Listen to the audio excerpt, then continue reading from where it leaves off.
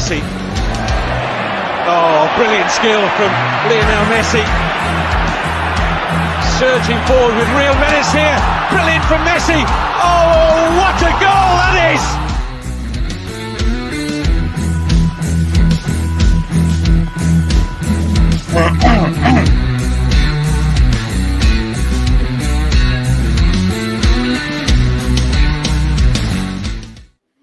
Yes, good morning. Savva here from Football Heritage TV.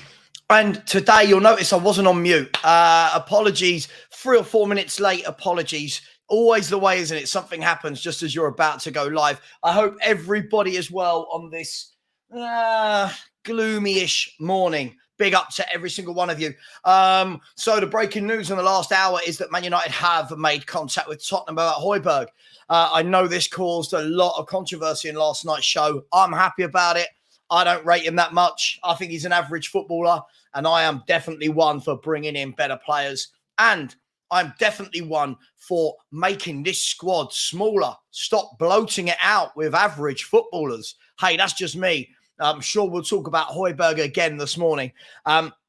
Listen, every single group chat I'm in on WhatsApp, whether it's just Spurs only groups, football, YouTube creators groups, whatever, everyone is talking about Brennan Johnson. And so many people going, oh God, like it's a bit underwhelming, isn't it? I get it. You get those football fans that just want to say anything to agree with a club. It's the same people that are finding excuses for Richarlison. The more and more I watch Brennan Johnson, obviously we've seen him play loads in the Premier League and the Championship, seen him play for Wales, watched more videos of him yesterday. The more I see him, the more I'm completely and utterly underwhelmed with his ability as a footballer. Quick, yes. Pacey, drives with the ball, yes. Not a lot of end product. If you actually go and watch a lot of his videos, so many of the videos cut out after he gets the ball because he doesn't actually do anything. There's no end product. Listen, I'm just saying what I see. If Ange wants him and all that, yeah, blah, blah, blah, that's fine. I just think that for £50 million, we're saying that Tottenham can't get better than Brennan Johnson, then I truly, truly, truly worry. Let me know your thoughts on it, people. Listen, I think also what it does, I've got nothing against the kid. I think it puts so much unnecessary pressure on this kid if he comes in at 50 million. And I'll ask this question as well before I get to some comments. Richarlison and Brennan Johnson in the same forward line. Is anyone scared? Do our opponents look at that and go, oh, Tottenham mean business? Or do they look at that and go, oh, that's weak? I'm just putting it out there. What do you think? I'm somewhere in the middle. I just don't know what it is. I don't know. I'm not 100% sure that this signing was planned. If it was, you wouldn't wait until 3 days before the window shuts. I mean, what have we got now? We've got 4 days, sorry. Today, Wednesday, Thursday, and Friday. I'm just not sure. I'm not sure that that this is the way forward. Hey, who am I? I'm just a Spurs fan. I'm just a YouTuber. Or as someone told me last night in my YouTube comments when they had a right go at me last night about my Richarlison opinion, said plastic fans, all of our YouTube fans are plastic, and they just say these things for likes. So apparently I don't rate Richarlison for likes. You've got to laugh. Not that I don't rate him because he's not a good player, just for likes. I think everyone in here would know that I'm just brutally honest with my opinions. If someone's good, I'll say it. If they're bad, I'll say it. Hey, it is what it is. Let's go to some comments. Let's see who we got inside the house. So happy Tuesday to all of you. And I might add, got to add, it's match day. It's match day. Spurs are playing in a game tonight. Will Hojbjerg play any part? Was there a plan to play Hojbjerg? Is he going to play now that Man United are asking after him? Let me know. Tigaro's in the house. Big up, Tigaro. Big up to you. Big up to whoever this guy is, Football Heritage TV. This guy. Big up to BT. Thank you. I did get your message on Instagram as well, mate. Thank you. I haven't had a chance to respond. I will. So let me get back to you a little bit later on. Good morning to Vinny Rowley. Good morning to Mario, who's a new channel member. Big up to you. Yeah, it's interesting. Today's show, I think, will be interesting. Going to be a lot of conversation about Hojbjerg, a lot of conversation about Brennan Johnson. We need Eric Dyer to go out. Sanchez, what's happening with Davinson Sanchez? Is he leaving the football club? Sessegnon and Hill, are they saved because of their injuries? Would they have been going out? What about Perisic? Does he stay? Does Jed Spence end up going to Leeds in the end? What's going to happen? Good morning, Scott Colliver. Good morning to you. Phil Moss is in the house. Good morning. This is the big question. How are we all going to feel at 23:01? Big up, there's so many people in here. Dushan's in here. Mark Cook's in here. Sander Mellington. Terry's in here. Some bloke that I don't know who this is, but he's decided to come into our chat and talk with us. Couva99, the 99th Couva. How are you, mate? Not bad, mate. It's the next step on our march towards the treble this season today. Mate, listen, absolutely. We're in it until we're not, mate. We're in it. Absolutely. I'll remind you of this at about 9:45 tonight when we're all going, oh my God, we're knocked out of the League Cup. Not happening. I'm joking. If it does, then it's clearly conspiracy, VAR, and refereeing that's knocked us out. Absolutely, mate. This team is clearly the GOAT, isn't it? Oh, it's the GOAT. Listen, we shouldn't. Absolutely. No need to sell anyone. No need to buy anyone. It is what it is. Just as it's fine. Yeah, absolutely, mate. But look, good morning to you, Couva. On a serious note, good morning to you. So the news did break an hour ago. We kind of got this from yesterday that Man United were thinking about Pierre Hojbjerg, and Sky Sports have broken the news this morning that they have now made contact with Tottenham about Hojbjerg. You were in the show yesterday. I saw you in the comments. This, I thought most people would be like, yeah, cool. Yeah, 35, 40 million. Yeah, let's see him go. It wasn't that straightforward. What are your thoughts on, let's say, 35, 40 million for Hojbjerg going to Man United? Snap their hand off. All right.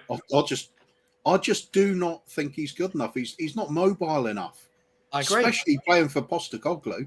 You look at what Basuma does. You look at what Sarr are doing. Tearing up and down that field. They are covering so much ground. They are everywhere. Has Hojbjerg got that ability to hold people off when he's on the ball? No. Has he got the pace? No. Does he get completely bypassed in midfield when we're up against it? Yes. He doesn't tick any of the boxes. For me, I'd be sticking with the Sarr and Basuma in those two sort of deeper midfield roles. And when it does come to January, yes, they are going to be off the African nations and stuff. But you just have to ride that out. That's a chance for some of the younger players to come in. I'd like to see that at that point. Why not give it to Alfie Devine a go? Why not give, some of the others? We'll have Bentancur coming back, but you assume he's not going to be ready by that point. If he even recovers his form. But as you were saying the other day, we are so chock-a-block full of players that can go there. He's mental. There's Lo Celso as well, still at the club. He can certainly come back and stay in that sort of a holding role. He's capable of that. He's never going to be a flashy player in my eyes, but he can be a competent ball player that receives the ball, pass it off, nice and simple. We still got Skip at the club. Not everybody's cup of tea. Works hard though. He certainly does what Hojbjerg does. And there's backup roles as well. You look at, I've said this before, in some games, I wouldn't be adverse to seeing Romero push forward into the holding midfield role. We can have Sanchez and Van der Ven at the back with a lot of pace between them, a lot of recovery to push the ball forward. And he's still got Romero there to win the ball. I think we're okay there. Do you know... Sorry, I just want to say, Couva, by the way, first and foremost, I know a lot of people are going with this narrative now, and this is what I think is really dangerous in football. So Ali Gold has said, this is Ange's number one target, for example, with Brennan Johnson. I'm just using that as an example. We're not going to talk about Johnson, but I think now what we're hearing, Ange said some nice things about Hojbjerg in his press conferences as well, and then people hang on that every word, right?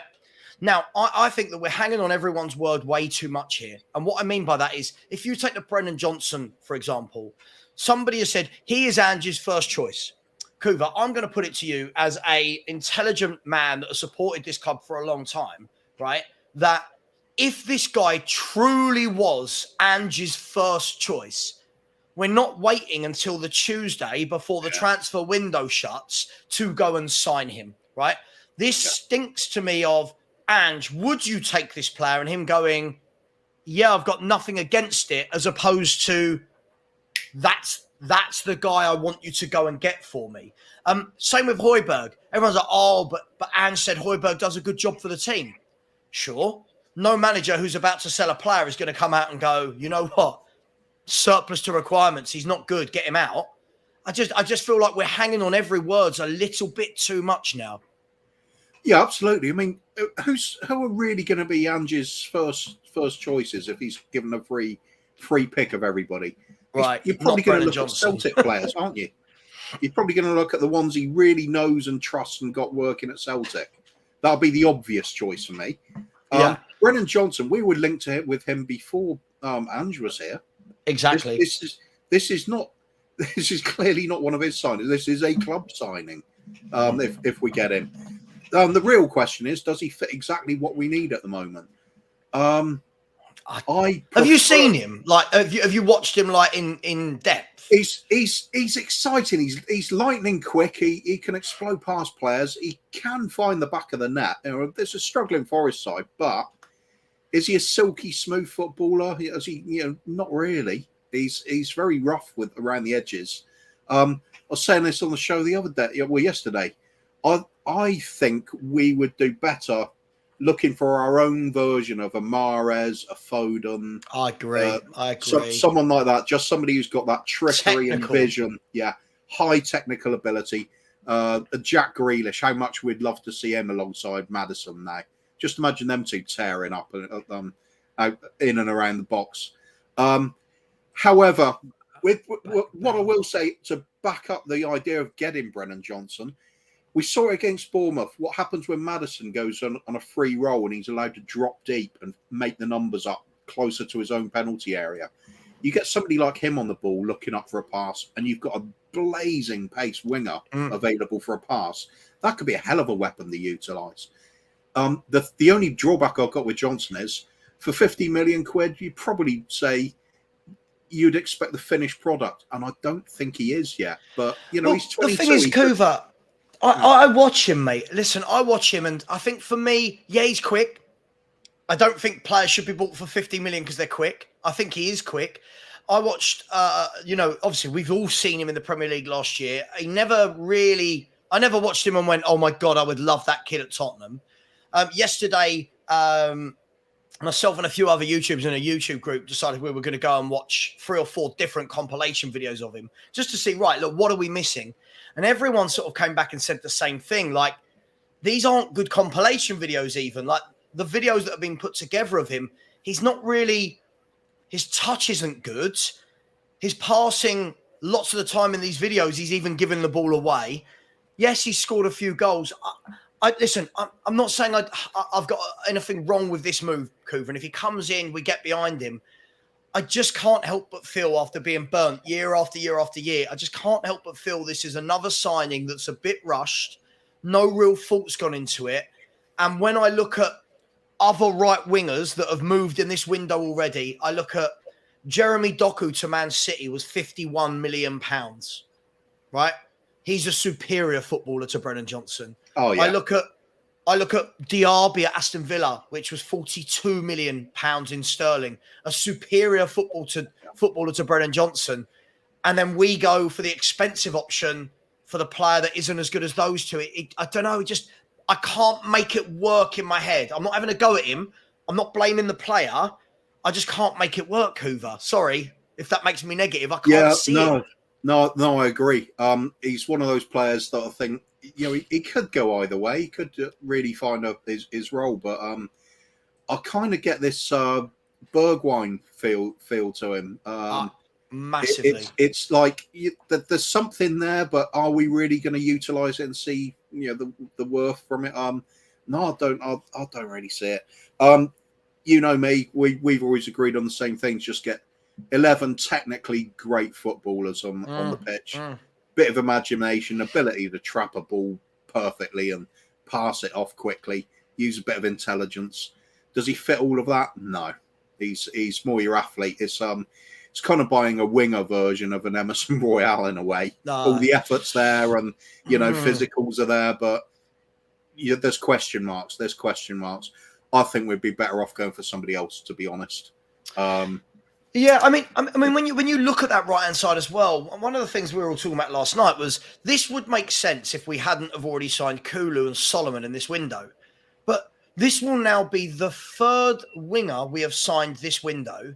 When you've already got Perisic, you've already got Son, you've already got Hill, Kulu's there, Solomon's there, bringing in Brennan Johnson as well.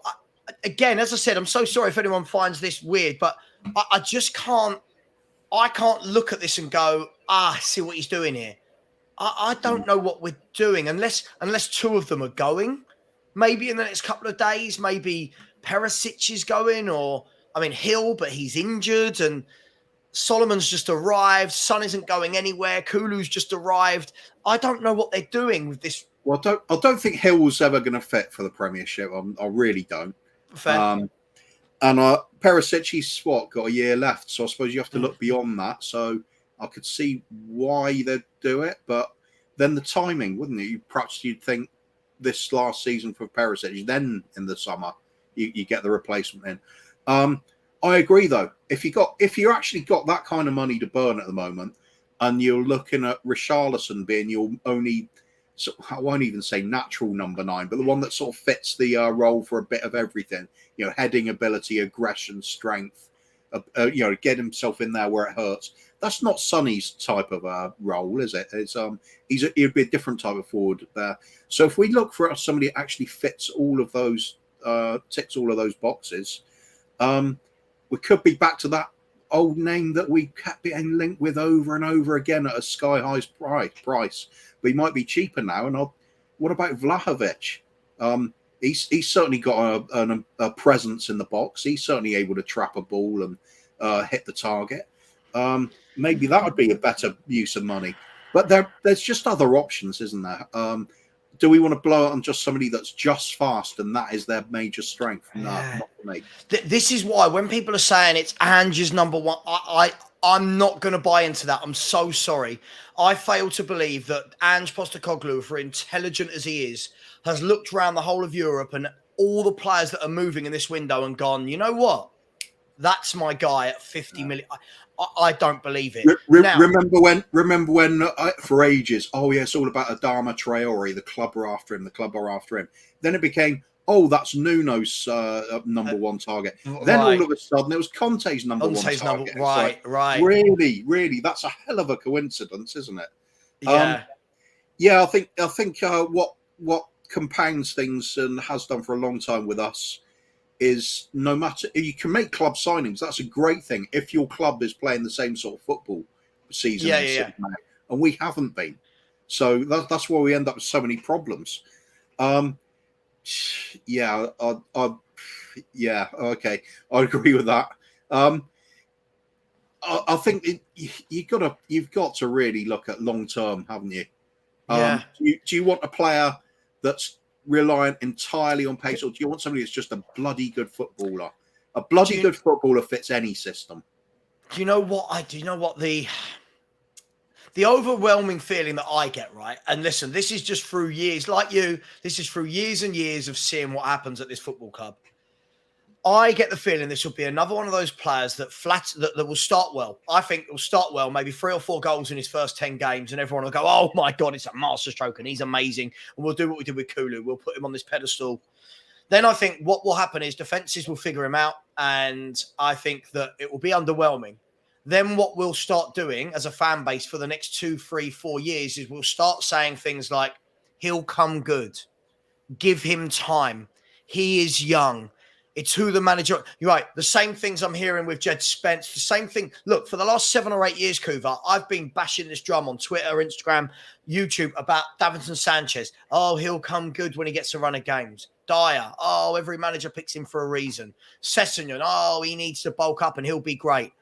Hojbjerg, Brian Hill, Lo Celso, Ndombele, Richarlison we're doing it with now. We did it with Eric Lamela for 8 years. We did it with Sissoko for 4 or 5 years. Sergio Aurier for 4 or 5 years. Lucas Moura for what felt like 25 years. We just seem to keep doing it with these players where we don't seem to have that ambition as a fan base where we go, right, no, we want better. What we do is go, give him time. And listen, I could be wrong. I'll clip this. If I'm wrong in a year's time and this boy's brilliant, I'll hold my hands up. But I've seen this so many times and very rarely wrong on these players. Not saying I know everything. I'm just saying sometimes, Kuva, you know it. You look at a player and go, oh, I don't know about this. Do you see what I mean? Do you get that feeling as well? Absolutely. Or do you understand? I mean, I've been bigging up Richarlison without doubt, but it's not because I think he's a great player. It's just because we really need him to come through at the moment because we just lacking so many choices up front. I agree. I think when you're looking at a player, let's look at the quality of the player. Look what sort of footballer are. When we had that summer and we got Richarlison and that lot down the road got Jesus, and I'm thinking they've got the better player there. I know you're on the same page there. For sure. We said it all summer. Yeah, look at that. You look at the passing ability of players. Trap a ball, pass a ball, and if you can do that properly and you've got a bit of intelligence, you can play a good system of football. Look at Brighton. They fit them in very easily. Do the basics, do them exceptionally well. Keep the ball moving. Your football will do the talking. You don't need the physical attributes as much as you need that. Somebody made a good comment as well earlier in the chat here. A number one choice for a winger for Ange, he'll be looking at Matoma, surely. He wanted to get him earlier in his career. Oh, at Celtic. Yeah. When they ripped apart by him in pre-season or something like that. Said, I want that player. And then, didn't get him. Just get out there and get proper footballers. We've been saying it for so long. The one we missed I don't buy into this at all. I'm sorry, just quickly. I really don't buy into this. At the end of the day, listen, if we just wanted homegrown players, we could have bought a homegrown goalkeeper. You could buy a homegrown striker. You could buy a homegrown midfielder. Doesn't mean you've got to spend 50 million on a homegrown winger that isn't as good as other clubs. Sorry, Scuba, sorry to interrupt you. I don't understand this. Homegrown, it doesn't even affect us this year without Europe, does it? Like, what are we? It's not as big an issue, is it? And I've been advocating this for a long time as well. Why do we need this massively over bloated squad of average players that are just sitting there on the bench as cover for rotation? Use your academy. If you get shorter players, throw some youngsters in. That's what they're there for. Give them a big chance. So you also get those breakout stars then that you might not have known they were going to be great, but they come in and do a great job for you. I've got no problem doing that. I've got a lot of time for them if they come in and they're not perfect. It's better than spending 50 million on somebody that's not a guaranteed starter. Johnson wouldn't even be a guaranteed starter, would he? So, well, I think this is the big question, and let me bring in Barry into this. And big up to everyone. Listen, I've promised moving forward I will not be asking for loads of likes and subs, just every now and then. So if you haven't liked, please do. And if you haven't subbed, please do. It would be much appreciated. Putting in the work rate. So please smash that button. Nick, I think this is a really interesting one. And listen, I don't think anyone's hating on Brennan Johnson. We're just kind of questioning what's going on here. It just seems a very strange one, Nick, where we've got loads of right-sided players. If you bring in Johnson, to go to Kuva's point, is he guaranteed a game? If so, where? Who misses out? And I get that it's rotation, but let's be fair, we're going to be playing roughly one game a week. So how much can you rotate? So what do you make of this whole Brennan Johnson situation? Well, look, I mean, we need the whole thing that I can't remember who it was. I think it was Kaz actually said, you don't need to worry about homegrown. We do need to worry about homegrown for the Premier League squad. We actually have a bit of an issue with homegrown with the list of what we've got, because Forster, Davis, Whiteman, Austin, Tanganga, Sess, Spence, and White have no future at the club, right? So that just leaves us with Maddison and Skip. Obviously, when Dane Scarlett and Alfie Devine and Ashley Phillips hit over 21, they count. But if they don't come or something happens or we get rid of them or what have you, we're going to be looking at having to sign 5 or 6 homegrown players. So I think this is part of where this signing comes from, right? Because it's a lot of money, though, just to fill a homegrown I know, and isn't it? That's the problem. That's where we've put ourselves, though, because out of that list that I just reeled off, all of them bar, Skip and Maddison, the rest of them, that means that if we don't fix this, we're going to get done from English tax. We're going to get done on signings that won't necessarily, it makes the Maddison signing look like the signing of not just the summer, the signing of the decade, right? Yeah. So I think that's where we have a problem. In terms of where he fits in, is he going to get a game?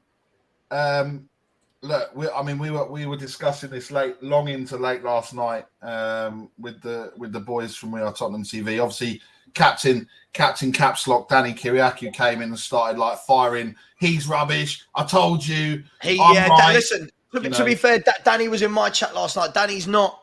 Listen, I kind of tend to agree with Danny on this. He came into my chat last night in the Spurs Review WhatsApp group, and it was just. Me and him were agreeing, and when you actually break it down and you say, okay, we've bought on the right hand side in the last couple of years, you've bought Kulu, you've bought Solomon, you've bought Porro as an attacking player down that right hand side, and then you go, okay, right, our next signing and our biggest marquee signing of the summer is going to be Brennan Johnson, who plays in the same position as Kulusevski. Yeah, I'm confused because where I've been saying, Kulusevski for me flat as to deceive, and everyone's been telling me, oh my God, no, Savva, you're wrong. This guy's brilliant. You're out of order. Now all of a sudden we're bringing in a £50 million winger that's going to play where Kulusevski plays, and people are telling me, oh no, Savva, you're wrong on Brennan Johnson as well. Which one is it? I think you're right. I think part of it is, I think the issue is it's another signing that, if you put him and Richarlison together, 110 million, could we have got better business out of it? It looks, I saw what you were saying yesterday, Savva, in the fact that if it's 25 to 30 million plus a Sanchez the other way, then that is much better and much more attractive. But the noise and what looks like is coming out today that it's going to be 50 million, and we've got better payment terms than Brentford and everything else. It is a strange one. 25 million plus Sanchez, for example, let's even say 30 million plus Sanchez still leaves you a little bit of money to play with in terms of to go and do some stuff, right? I just look at it and go 50 million. That right there is then the excuse as to why no one else comes in. That right there is go, well, what more do you want? We've bought you a 50 million player. You guys still aren't happy. For me, it's not about being happy. I just don't see that this is an upgrade. I don't look at this player and go, yeah, that's pushing Spurs in the right direction. This seems to me like another signing we've made for the last 5, 6, 7 years where it's completely underwhelming, Kuva. I don't know. It just, I can't get excited. I think we're getting too carried away with the homegrown idea, because as far as I can see, isn't the rule you got to have 25-man squad and only 17 of them can be foreign players, something like that? Yes, you need 8 homegrown. Yeah. No, you don't. You don't need 8 homegrown players. It just means you can't have any more than that 17 foreign players, which means you can fill out with as many academy players as you like. They don't have to be registered. We haven't got that, Kuva, though, have we? What have we got? Saar. We've got Saar, Adogi. Should we have a look? Should we have a look at it? Funnily enough, I got this ready. Look at this. This is the problem, guys. This is absolutely the problem with Tottenham Hotspur. Now, I'm going to be on a different screen, so hopefully you can see this right. I'll flick through it quickly. Look at the size of this squad. We'll go through it in more detail in a minute. Look at the size of this squad. Look how many players are there for a club that aren't in Europe, right? Yeah. And then when we break it down, right? Look, Three of those goalkeepers are homegrown, right? Yeah, Austin and Whiteman are never going to play a game for Spurs. They're there for the homegrown quota. That is as simple as that. Really, honestly. Sure. I agree. Okay, then what have we got homegrown? Dyer doesn't count, does he? No. So then you've got what? Japhet Tanganga, Ben Davis, and Jed Spence. So that's 3 goalkeepers and 3 defenders. So that's 6 that count as homegrown. You got Ollie Skip is 7. Ryan Sessegnon is 8. Harvey White, 9. James Maddison, 10. And then you've got, that's it. That's it. Those 10, right? You've got those 10. Well, so, again, it's just getting rid of some of them from as far as I'm concerned. I agree. I think. Look, I think for me, this is the problem, right? This is why I've just sent you something, Savva, that you might make it a bit easier, but I know you've got to convert it and everything else. That's fine. I can do that. Let me do it. I'll send this while you. I think what we've got is this is why when people say, Ben Davis, why is he still here? Why is Ryan Sessegnon still here? This is part of the reason. This is why. This is part of the reason. So you remember last year when we couldn't count on the amount of loans that we had to go out? Nobody has thought about this homegrown thing. And I'm not saying part of this Brennan Johnson is because of the homegrown thing. But if we suddenly go out and, we get into Europe next season, and then, like you said, Coover, yes, we can only have 17 players, but we can't have 17 players to then go into where we're going to be playing 2 games a week or 3 games a week. Because and then risk it on some of the youngsters, because obviously, like we've seen in the past, we have got, if you look at the teams, obviously the under 18s, the under 21s, we have got some good players there because we've seen their results. But how often does it transpire that these players go from under 18s, under 21s football into fully fledged? We're not a Man City. We're not going to have a Phil Foden, a Rico Lewis, a Carl Palmer. We're not going to have those types of signings coming through. But by next season, it's an extra year for them to develop, and this season it's not an issue anyway. So I don't see why we should have to panic in this last few days of this transfer window, just with the homegrown idea. I think the I guess the point I was making was the homegrown thing for the future. I guess in the back of the mind, I mean, there's been some obviously, look, stats can be manipulated to anything, and there was a stat that Brennan Johnson's got the most average ball carrying distance in the Premier League last season, above Rashford, Nunez, Tavernier, and Bailey. So obviously, immediately everyone's going to start jizzing over that. Oh, he's got better ball carrying distance than Rashford. Can I say the problem with that, Nick? From my point of view, the problem with that is. And listen, normally I don't like to go this deep into it, but when you're playing for a Forest team that play in transition and play on the break, that looks wonderful, right? My question is this: when you are no longer playing in a team that counterattack and you are playing in the team that are camped in the other team's half, that have all of the football, and you are now asked to stand your fullback up, right? This is what I mean. You watch Kulu and Son a lot of the time now. They're deep in the other team's half. And it's that 5 yards you've got to get past them, not half the pitch. That for me is right. You're quick, but what's your technical ability? Like Kuva was saying, what's your skill to get past them? And then what's your end ball? Now, when I watched a lot of videos last night on Brennan Johnson, his end ball was absolutely awful. And somebody's made a great point. I just want to bring this up. So somebody made a great point. I bet I can't find it now.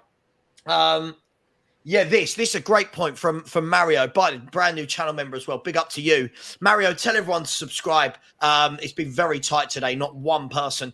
I said, Adama Traore is fast but no finish. Do we need another Richarlison playing in Johnson's position, fast but lousy touches?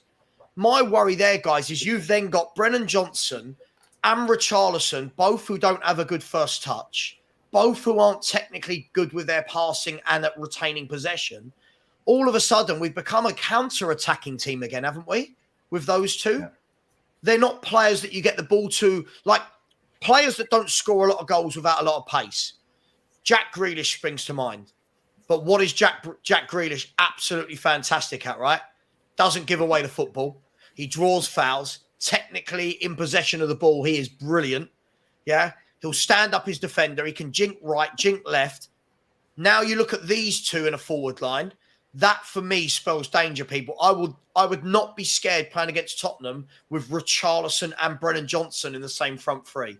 I'm just putting it out there. Sorry, just for me. Yeah, I'm not sorry. And this one, perfect player to bring up, Adama Traore, same sort of thing. You know, people wowing. Oh, look how well he goes past people. Look how well he hits row Z when he's gone past them, though. It's another. It just screams Aaron Lennon vibes to me, as well. Yeah. I don't even think he's as good as Aaron Lennon. Well, I don't. That's even worse. I don't even think. I think Aaron Lennon, when I watched him, listen, Aaron Lennon, the end product you can talk about. But at least when Aaron Lennon was dribbling with the ball, I felt he was in control of it. You know, I thought he was a bit more dynamic. I'm watching all these videos, plus obviously what I've seen of Brennan Johnson live. I don't know. It just, look, I look at it like this, guys. Sorry, I'm really passionate about this. I look at it like this. I look at it and go, if you want to progress as a top football club, yeah, it's about bringing in quality through the door. It's about showing that ambition and sending that signal to the other clubs that, hey, this is the type of player we buy. And so far, I'm looking at Solomon. Okay, what was he bought for? Kulu, he's all right. Brennan Johnson, underwhelming. Sonny, seen better days. Perisic is 34. I just feel like we would have then spent nearly 100 million this summer on forward players, and none of them, I don't know about you, none of them get me off my seat or get me excited. So I don't know. Maybe I'm being harsh, guys. Tell me if I'm being harsh. Tell me. I'm not excited by any of them. Sorry. No, I think so. I think that's it. We've lost a bit of focus. Look, maybe I still think we need a centre back, but maybe, you know, Andrew's seen something in Sanchez. I don't know. I think it's just deflecting away. I think we've got you know, I think we've got enough on the left and we've got enough on the right. We're missing at the top and at the, you know, at the bottom. This is where we're kind of missing. And I know, it feels strange. I don't know. I don't know whether the question is maybe there's something else going on behind the scenes. Who knows? I mean, but it's very late. It's Tuesday now. We've had the bank holiday. We've got today, tomorrow, Friday up until 11 o'clock. Thankfully, I'll be on a plane, so I won't get to see all the nonsense and hear all the nonsense of we're being linked with 4,000 players.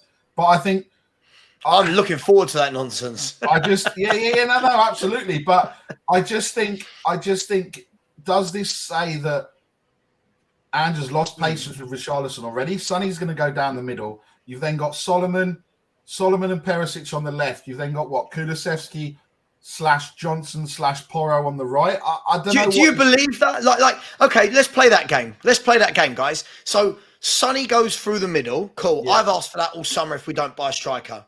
Right? Who's your first choice left? Who's your first choice right? Can you play Sonny and Brennan Johnson both together? Is there enough technical ability and link-up play there? I'm just firing questions, by the way, before people in the chat go mad at me. My job is to ask questions that sometimes might not be to the... I think if you play Sonny and Brennan Johnson at the same time, you are set up for a counter-attack inside, aren't you? That's my worry. And I didn't think that's what we were turning into, Kuva. I thought we were turning into a team that had more of the football and played in the other team's half. Yeah, I agree. I think this season's more set up than ever for Perisic. Yeah, the man can deliver the ball into the box very accurately. He creates. Well, look, let's show. I want to move on to Hojbjerg in a second, but I do want to bring up. This is the comment that. Sorry, this is what you sent me, Nick. Do you want to talk us through why you sent me this? Yeah. So this was what we were discussing this last night. I'm going to try and get my work phone to stop bloody beeping. You're just important. You're so important. No. So this is obviously the list, right? And obviously the ones on the left, non-homegrown, fine. We probably need to lose 3 of them. Probably a Lloris, Hojbjerg maybe, with his links to Man United, Ndombele, Reguilon. So there's plenty. I guess there's plenty on the left that we can work with, right? I think the issue is that one in the middle. So, like I said, if we lose, obviously we should, Spence potentially off. Sessegnon's not good enough. Tanganga not good enough. Whiteman and Austin never going to play unless something disastrous happens. Davis, I think we all know what our feelings are on Davis. So the only ones in that homegrown middle column really is Maddison and Skip. And really, you could probably maybe put a question mark over Skip, right? So Scarlett, Devine, Phillips would automatically switch into that homegrown next year or the year after, depending on how old they are.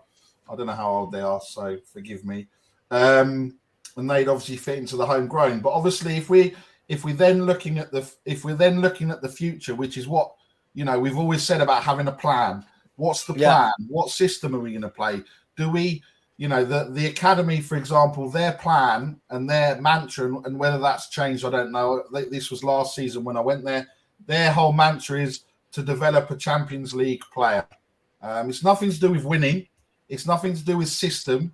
The kids play 4-3-3 all the way up, but then obviously not necessarily, the manager, the head coach changes every 18 months, and different managers have different styles. So there is no plan from the academy. There is no plan for this homegrown quota moving forward. And my worry is that we're going to get stung later on down the line. And at the moment with this Brennan Johnson thing, is we're getting stung with players that we think might be good enough, but then we're getting stung with the whole English tax and everything else. And that's really where the worry is. We're like you say, Savva, are we going to this counter-attacking team? Have we gone into this and we've changed, what happens in 12 months' time if we've got a new manager? This is where we need to just stick by not the process or the project or whatever name, we don't need to label it, but there needs to be a plan and everyone needs to understand what the plan is, if that makes sense. Because at the moment, it looks like we don't know what the plan is. Yeah, I mean, on the pitch and behind the pitch. I just find the whole thing interesting. Like, listen, I feel like people are getting carried away here. First of all, Aaron Lennon didn't play in the same position as Brennan Johnson. I think people need to understand this. So when we're comparing goals, Aaron Lennon, we've had this conversation, Kuva, a million times about players in the past. Aaron Lennon played more as an actual winger, not as a wide forward in a 4-3-3 or etc., like the way teams play now. But look, I think there's a lot of people sticking up for Johnson. What I'm not seeing is many of them give me an actual reason other than he's quick. I get it, right? Everyone can talk to me about pace, but I hate to break it to you. If you've got decent scouts, you don't need to pay 50 million to find someone with pace in the world of football, right?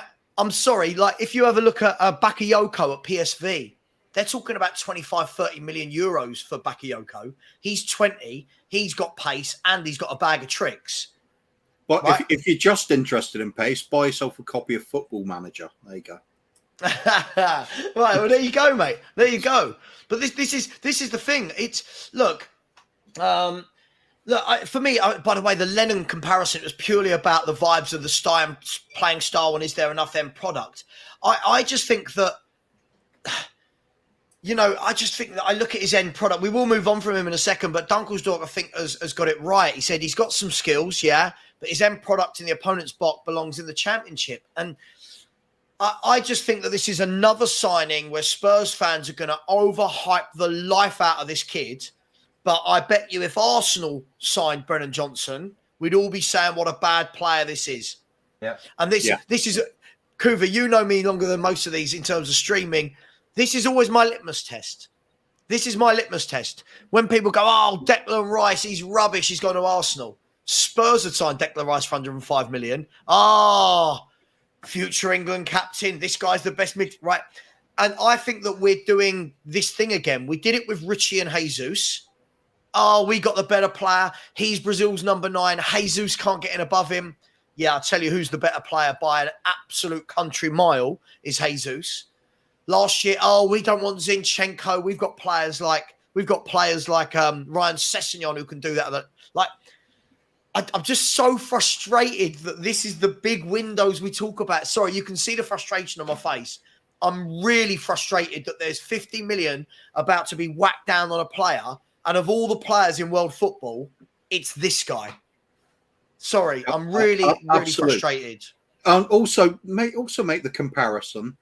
Who excites you more about coming to the club, Brennan Johnson or Maddison? Oh, mate. Yeah. Top Look player. for somebody that offers what Maddison can offer. That is not Brennan Johnson. Totally different. One's all about the pace, the other one's all about the skills. Yeah. If you were looking at if we were asking it now, and I know he's gone to West Ham, but if you said James Ward-Prowse or Brennan Johnson, I guarantee everyone's choosing James Ward-Prowse over Brennan Johnson. You know, just as a comparison for the amount of money or less money even.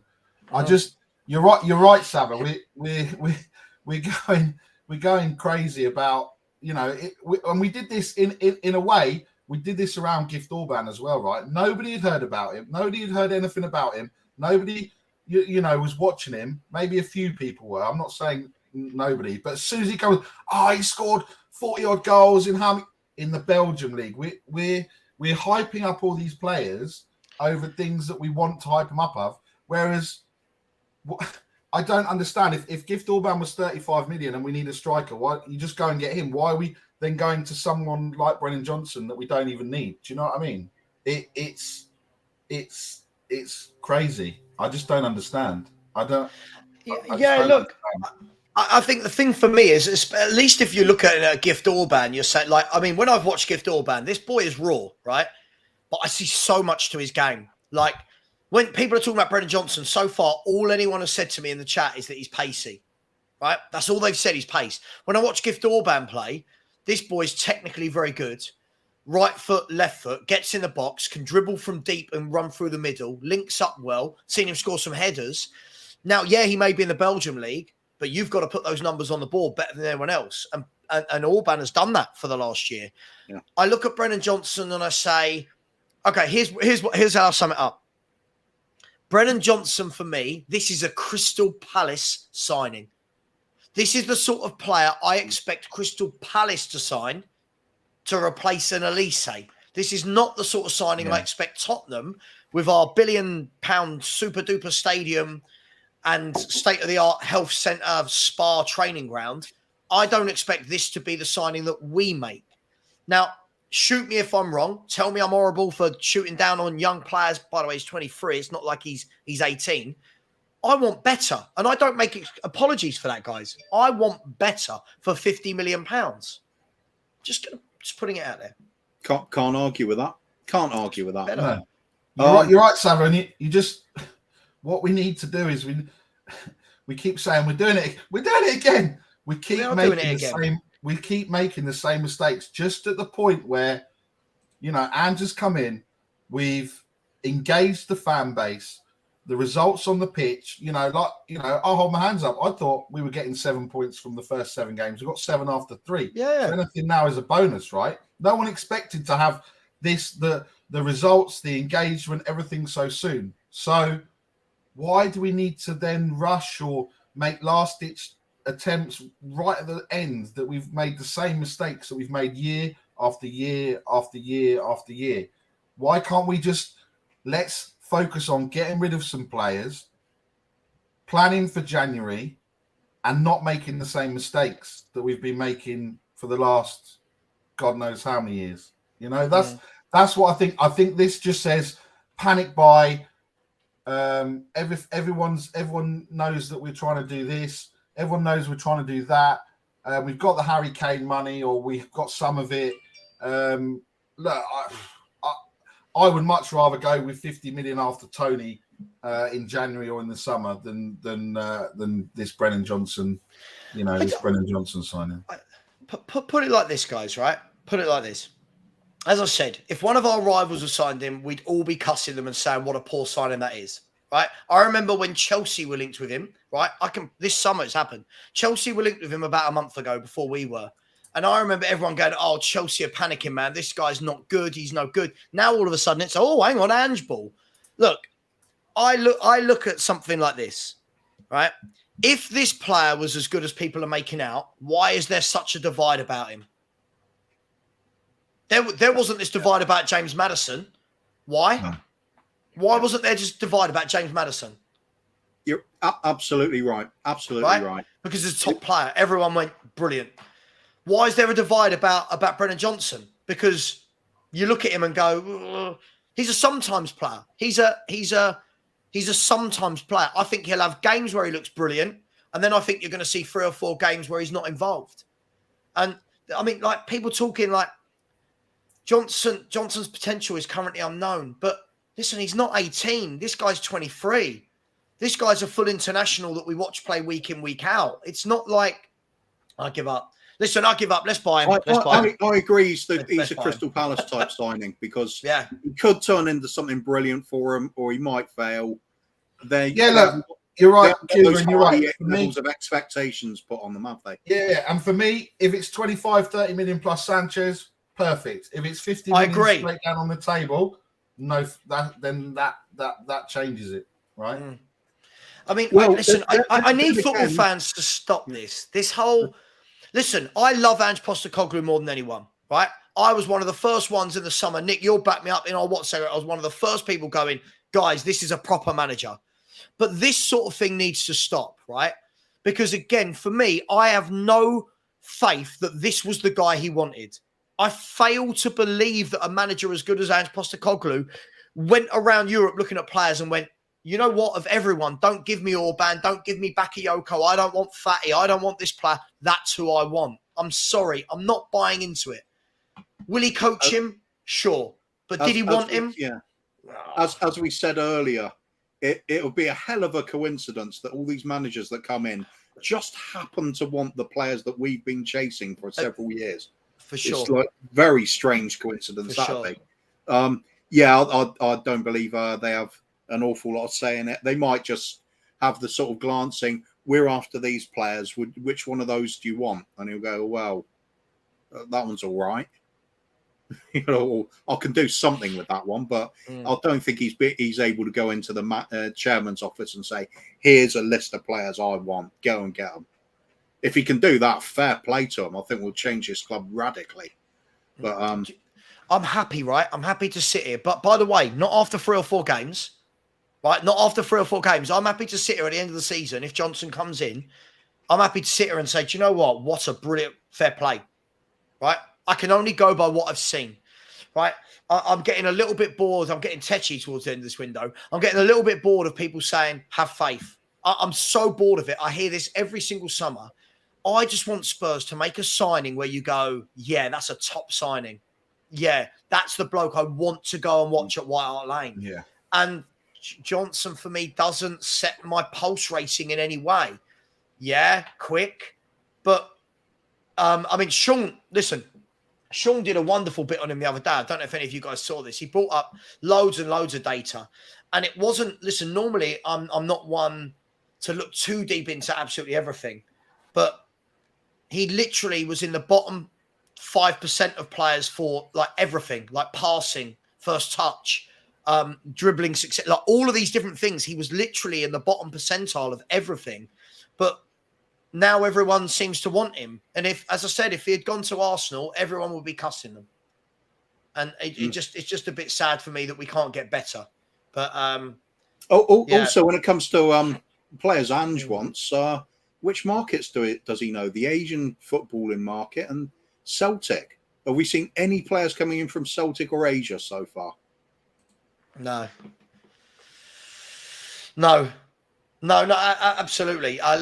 Listen, let's move on from Brennan Johnson. It does wind me up. I'll be honest. What winds me up is just this whole I'm a better fan than you routine because, I just blindly follow any player that we sign. Listen, I'm a football fan. This is a football YouTube channel. We're going to have the debates about the players. That's what we do. Hojbjerg. Let's get into Hojbjerg. Sky Sports News reported it this morning after last night. Many reports coming out saying that Man United were going to go in for him. Again, I'm going to bring up lots of people last night were saying, can't let Hojbjerg go. He's a really good sub player. We need him for the squad. We won't be able to replace him. I'm going to show you this again, guys. I'm going to show you this again. Hopefully you can see this. Can you let me know if you can see that? Yeah. So if I scroll down, let me know if hopefully now you can start to see the midfielders, right? Yeah. So I'm going to ignore anyone who is a winger. I'm going to hold the fault. Oh. Amazon again, Kuva. Yeah. Or a McDonald's breakfast, one or the other. It might, no. Philly, stop talking about your hate for Emerson Royale. I see it every stream. I'm going to back my boy here. You know I'm going to back my boy. I see it all the time. Your hate for Emerson Royale is outrageous. That's only because he's crap, though, Nick, to be fair. No, he's not. He'll play tonight. Sorry, guys. That was obviously Amazon for the 95th time this week, and it's only Tuesday. Honestly, I keep saying it's the same kid every time. And I keep saying to him, dude, just please leave it in the porch. Stop ringing the doorbell. So I have to. I was like, just leave. Anyway. Look, I'm going to ignore any wingers. Okay, so I'm going to ignore the likes of Kulu, Sessegnon, Perisic. I'm just going to concentrate on central midfielders, right? We currently have Skip. I'm going to count this as we go through. We have Ollie Skip, Hojbjerg, right? Sarr, Bentancur, Basuma. That's 5. Maddison 6, Latelso 7, Ndombele 8, White 9. We currently have 9 central midfielders, guys, at this football club. A bid are reportedly coming in for 35 to 40 million for Hojbjerg. And all I got last night was, you can't let this guy go. Without being able to replace him. Kuva, we've got 9 central midfielders and we play once a week. Surely at this stage, with a guy that he's going to have 1 year left this time next year, surely you bite their hand off at 35, 40 million and go, right, let's put that back into the squad and then we can look at other positions. But personally, I'll bite their hand off at half that price. Me too. I just think he's a very average footballer. That's I all. agree. You bring him on. What did he do against Bournemouth? People say, he came on, did a job. The job was to just shut the game down and see it out. I mean, is that your ambition for a player at the club? Somebody can just shut the game down? Yeah. Not for me. But you compare him to that midfield absolute dynamite start we've had to the season with these 3. Basuma, Sarr, Maddison. Hojbjerg, it's not in the same game, not in the same sport compared. I just don't understand all the praise for the mediocrity. We should be doing a lot better. There's a reason that the likes of Hojbjerg went from Bayern Munich to Southampton. It's because he's not good enough for him. It's he can fit in okay, but it's the other players around him that make things happen. It's a workhorse. I can do without them. I want to see footballers. I think we've got plenty there. As you said, there's 9 players there at the moment. You can easily afford to get rid of some of them. Easily. And even if you leave yourself with 4 and there's 2 going off to African nations in January, like I said, there's others that you can fit in that. Kulusevski, could he play more centrally if needed? Yeah, of course he could. He's got the technical ability. You got Romero can push forward if you need him to. Put him into a defensive midfielder slot. He's going to still act as though he's still going to do the Romero job, isn't he? So I think we've got plenty of cover there. I think we just start hanging on to players for a ridiculously long time, like as we always do. You can't. It's like we've got an allergy to letting players go. Oh no, he'll come good. Oh no, he's really good. He runs around. He plays with his heart on his sleeve, and he's full of passion. It's like, well, passion doesn't win you anything. Talent will. Yeah. Listen, I'm going to come to you, Nick. Sorry, by the way, I'm just starting to rack up a few super chats. By the way, Mark, again, as I say, 2 of these, 1 of these, I never said it's about big signings. I never said it's about big. For me, I think you can scout better unknown players for 50 million than Brennan Johnson. I never said they have to be a big player. I've literally chucked in Bakayoko, who's 20. Bakayoko is 20 and going for 20 to 25, 30 million euros and was the Madueke replacement when he went to Chelsea. So, no, I'm not talking about buying Mahrez's. I'm not saying go and buy Jack Grealish or Krapskelia. Just quickly, before I come to you, Nick, MV Joker Davis has said, do you think Ange could help improve his end product? Don't get me wrong. It is way too much for him, but do you think he could? I hope so. I hope so. I just, I don't know how good he is. We don't know how good some players are for change. And he's not getting him at 18. He's not getting him at 17. He's getting him now when he's played this way for a number of years. So let's see. Strasbourg Steve has said, I think I saw something linking Spurs and Stade Rennes with Georges Mikatuds. I never get his name right, from Metz. I recommend you sign him over Brennan Johnson. Steve, I'm pretty sure I saw last night that he signed for Ajax. I'm pretty sure lots of people raving about this guy. I'm sure Ajax will bring him in for 10 million euros and sell him for 50 or 60 in a year's time. That's just what they do. Scouting, you see. Big up to AY, who, this is not a super chat, but said, morning, Savva, could I get a happy birthday? Of course you can. Come on, Kuva. Come on, Nick. A happy birthday for our boy AY. Happy birthday, AY. Oh, not singing. Yeah. Not singing. Well, we can't sing. Oh, I thought they were going to sing for you. Happy birthday to you, my friend. Hope you enjoy the day, and hopefully Spurs do not ruin it for you.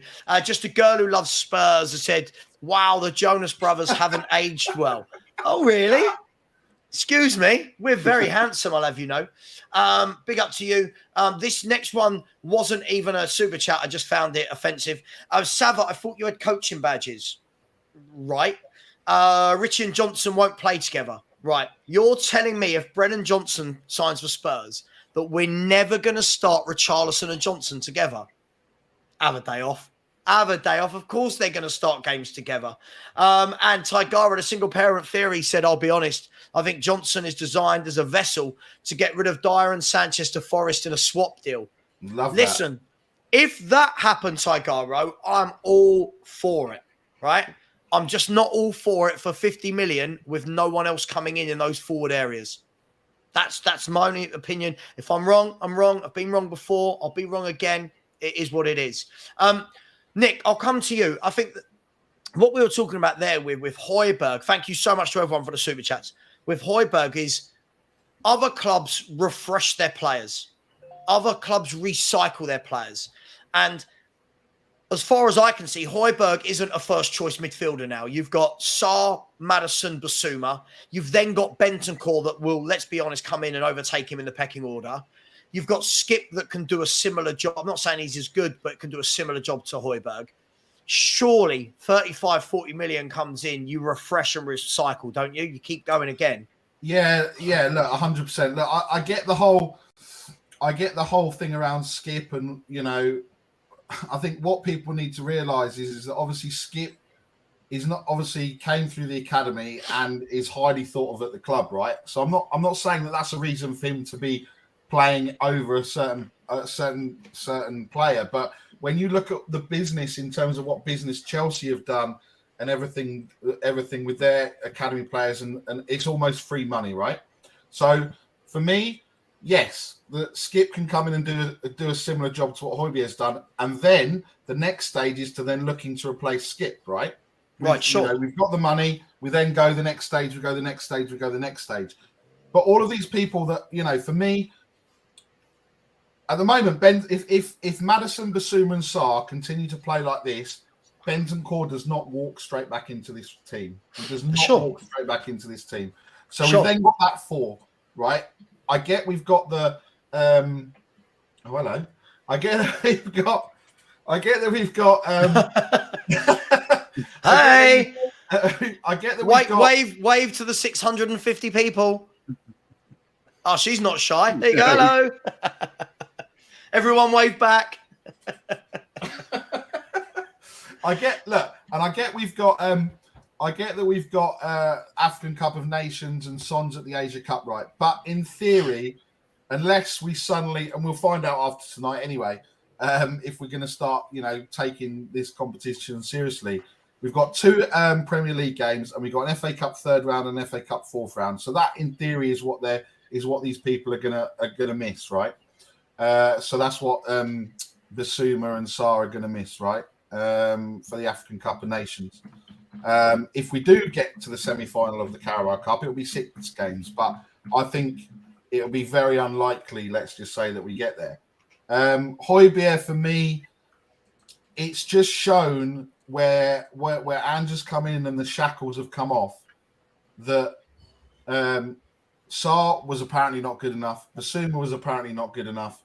But they've come in and, again, we don't want to go crazy. It's 2 or 3 games.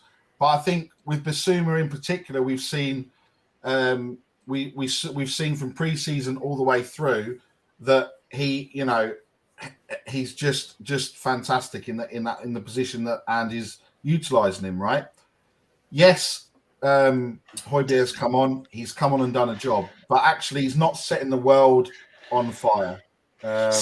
Sorry, Nick. I get so frustrated. It's like literally we just pulled up. The Spurs have 9 central midfielders. I don't understand this. If we let we must be the only club that don't want to move any players on. This window alone, right? I've seen excuses as to why Sanchez shouldn't go, as to why Sessegnon shouldn't go, as to why Jed Spence shouldn't go, why Brian Hill shouldn't go. Now it's why Hojbjerg shouldn't go, why Lo Celso shouldn't go. Like, guys and girls, we have 33 players in this squad. We have 33 players in this squad, right? And every one of us sits here, right? Don't tell me if I'm wrong, guys. Every one of us sits here every day going, we want new signings. We want a better forward. We want a better centre-back. But then when you suggest selling any of these players who are substitutes for money to raise more money to buy players, people go, oh, well, no, we can't buy him because this means... I don't care. If Hojbjerg goes, how many games realistically are we missing Sarr and Basuma for? Please, can anyone answer that? Realistically, how many are we missing them for, assuming that they both get to the final? Do you know what I mean? So let's assume it's 3 or 4. Are we going to be that club that don't trust Lo Celso, Skip, and Bentancur to go into the midfield for 4 games, rather than selling a player for 35, 40 million and reinvesting and recycling? I mean, Perchi, I'll bring you in on this. I'm baffled. Like, we keep saying we want success, but then anything that clubs do to put in motion success, our fans don't, not all of them, a section of our fans don't want it. We just constantly, like, I'll bring this up. Sorry, I'm ranting today. I know I am. Like, who would you prefer, Skip or Hojbjerg? If you say Skippy, you've lost your mind. I don't rate either of them, to be honest with you, but this isn't about Skip v Hojbjerg. The difference is Skippy's not going anywhere, right? Because he's homegrown. Skippy's not going anywhere. If you can get 35 to 40 million for Hojbjerg, I am biting your hand off on a month of Sundays. Perchi, where are you at with Hojbjerg? Oh, it's the classic saying, isn't it? We're doing it again. Every single summer, we do this where we can get money for a player. All of a sudden it's, we can't get rid of him because of this. We can't do that. Of course we can. It's the whole point of it, right? I use the term, and you mentioned it just then, recycle. We don't recycle at this football club. We don't recycle players. And then, we don't sell Hojbjerg and we keep him again for another season on the bench. And it's just another player that is just still here. I said this. This is what people don't get. Hojbjerg is not top of the list to get rid of, but he's top of the list that will be able to command a fee, right? Right. So if you look at, so you've got the likes of, you wouldn't rip up Hojbjerg's contract, but if 30 million quid's on the table, you go, done. I mean, done. Lo Celso's another one. If there's money on the table for a Lo Celso, I'd let him go. There's obviously others that are on the list that are higher on the list, but those are players that at the moment we can't get rid of. Man United want Hojbjerg. Go and take him. He's all. But you get this, Perchi. You get this. For me, it's not about, like, if we sell Hojbjerg, why do we have to buy a number 6? Why does that money have to go back into midfield where we've got 9 midfielders? Surely you could get that money and go, okay, we'll buy 40 million, guys. Surely you take that money and you go and buy a centre half. Then you've still got 8 central midfielders. Now you've strengthened centre half. Why? I'm baffled. Honestly, we've got the strangest fan base in world football. I truly believe it. This is the problem. We go from one extreme to another, right? We go for 1 minute. We go, oh, well, we're not going to reinvest the money, so let's just keep it. Let's not sell any football player at this football club There's no point because we're worried that we're not going to reinvest the money. What's the point? Let's keep every single player. Let's keep Eric Dyer. Let's keep Davinson Sanchez. Let's keep Lloris. We might as well. What's the point? If the problem is everyone's moaning that we're not going to reinvest it, then we'll just keep everyone in. Let's not improve the squad. Like it's just sorry. It's and also going back, just jumping back, like you were saying, Savva, I just put it in the chat. The maximum amount of games, as it stands now, if they get to the final, is they're going to be missing Man United away, Brentford at home, Everton away, Brighton at home, plus 2 FA Cup games. Right now, Senegal have probably got a chance of going. The odds say that they'll be the team to beat, but does Sarr start every game? I'm not so sure. And Basuma playing for Mali. The last time they were runners up once in 1972. Yeah, and they're going to cause an upset in their group games. So the chances are it's going to be 4 to 5 games. And apart from Man United away and Brighton at home, but bearing in mind that by that time Andy's system and everyone's going to be more engraved in it and more understanding it, and we're going to be, they're going to be more together. I'm not upset, with those players that are going to come in, a Bentancur, a Lo Celso, a Skip, to cope with those games that we've got, right? Because we're not going to be, unless we get a really bad draw, we're playing a League One or a League Two side in the 3rd or the 4th round in the FA Cup, right? So, Can I just say, like, the funny thing is, I've never once said I think that Skip is better than Hojbjerg, right? I've never once said that Hojbjerg is the number one on the list of players you need to get rid of. But Perchie raised a great point there, Kuva, right? Lots of this deadwood that people keep talking about selling, right? We've been trying to sell. Some won't leave. Now, the problem with this, Kuva, is Ndombele's been getting bids of 9 to 11 million euros. Davinson Sanchez got a £9 million bid from Spartak Moscow, whatever it was, right? 12 million euros, right? Hugo Lloris is getting bids of 5 million. The problem is, at some point, you've got to make some money from your squad. This is what Man City do. This is what Liverpool do. This is what Chelsea do brilliantly. You've got to get players out of the squad that command fees. All of this, yeah, but he shouldn't be the first to go. Yes, but he's the one that will make some money. Like, I'm honestly, I've lost all faith in our fan base lately. I truly have, because I feel like I don't know how many centre mids they need. I don't know how many. Lo Celso, not allowed to sell him. When I said this the other day, okay, we're not allowed to sell Lo Celso, cool. All right, Hojbjerg, no, we're not allowed to sell him. Okay, cool. We're not allowed to sell him. Skip, no, he's homegrown, don't sell him. Cool. Sarr, Maddison, Basuma, of course, you don't sell them. Right. We can't sell Ndombele. Right. Harvey White will command no fee at all. Right. Okay. Bentancur, he's brilliant. He's a Ballon d'Or future Ballon d'Or winner. Don't sell him. Right. So we just keep all 9 midfielders because no one wants anyone to be sold. Like, it's an added complication of even when it's a player we think we can get rid of, they've turned down the opportunity to move. Exactly. So what can you do there? You're left with a choice of either cancel those contracts or sell somebody else.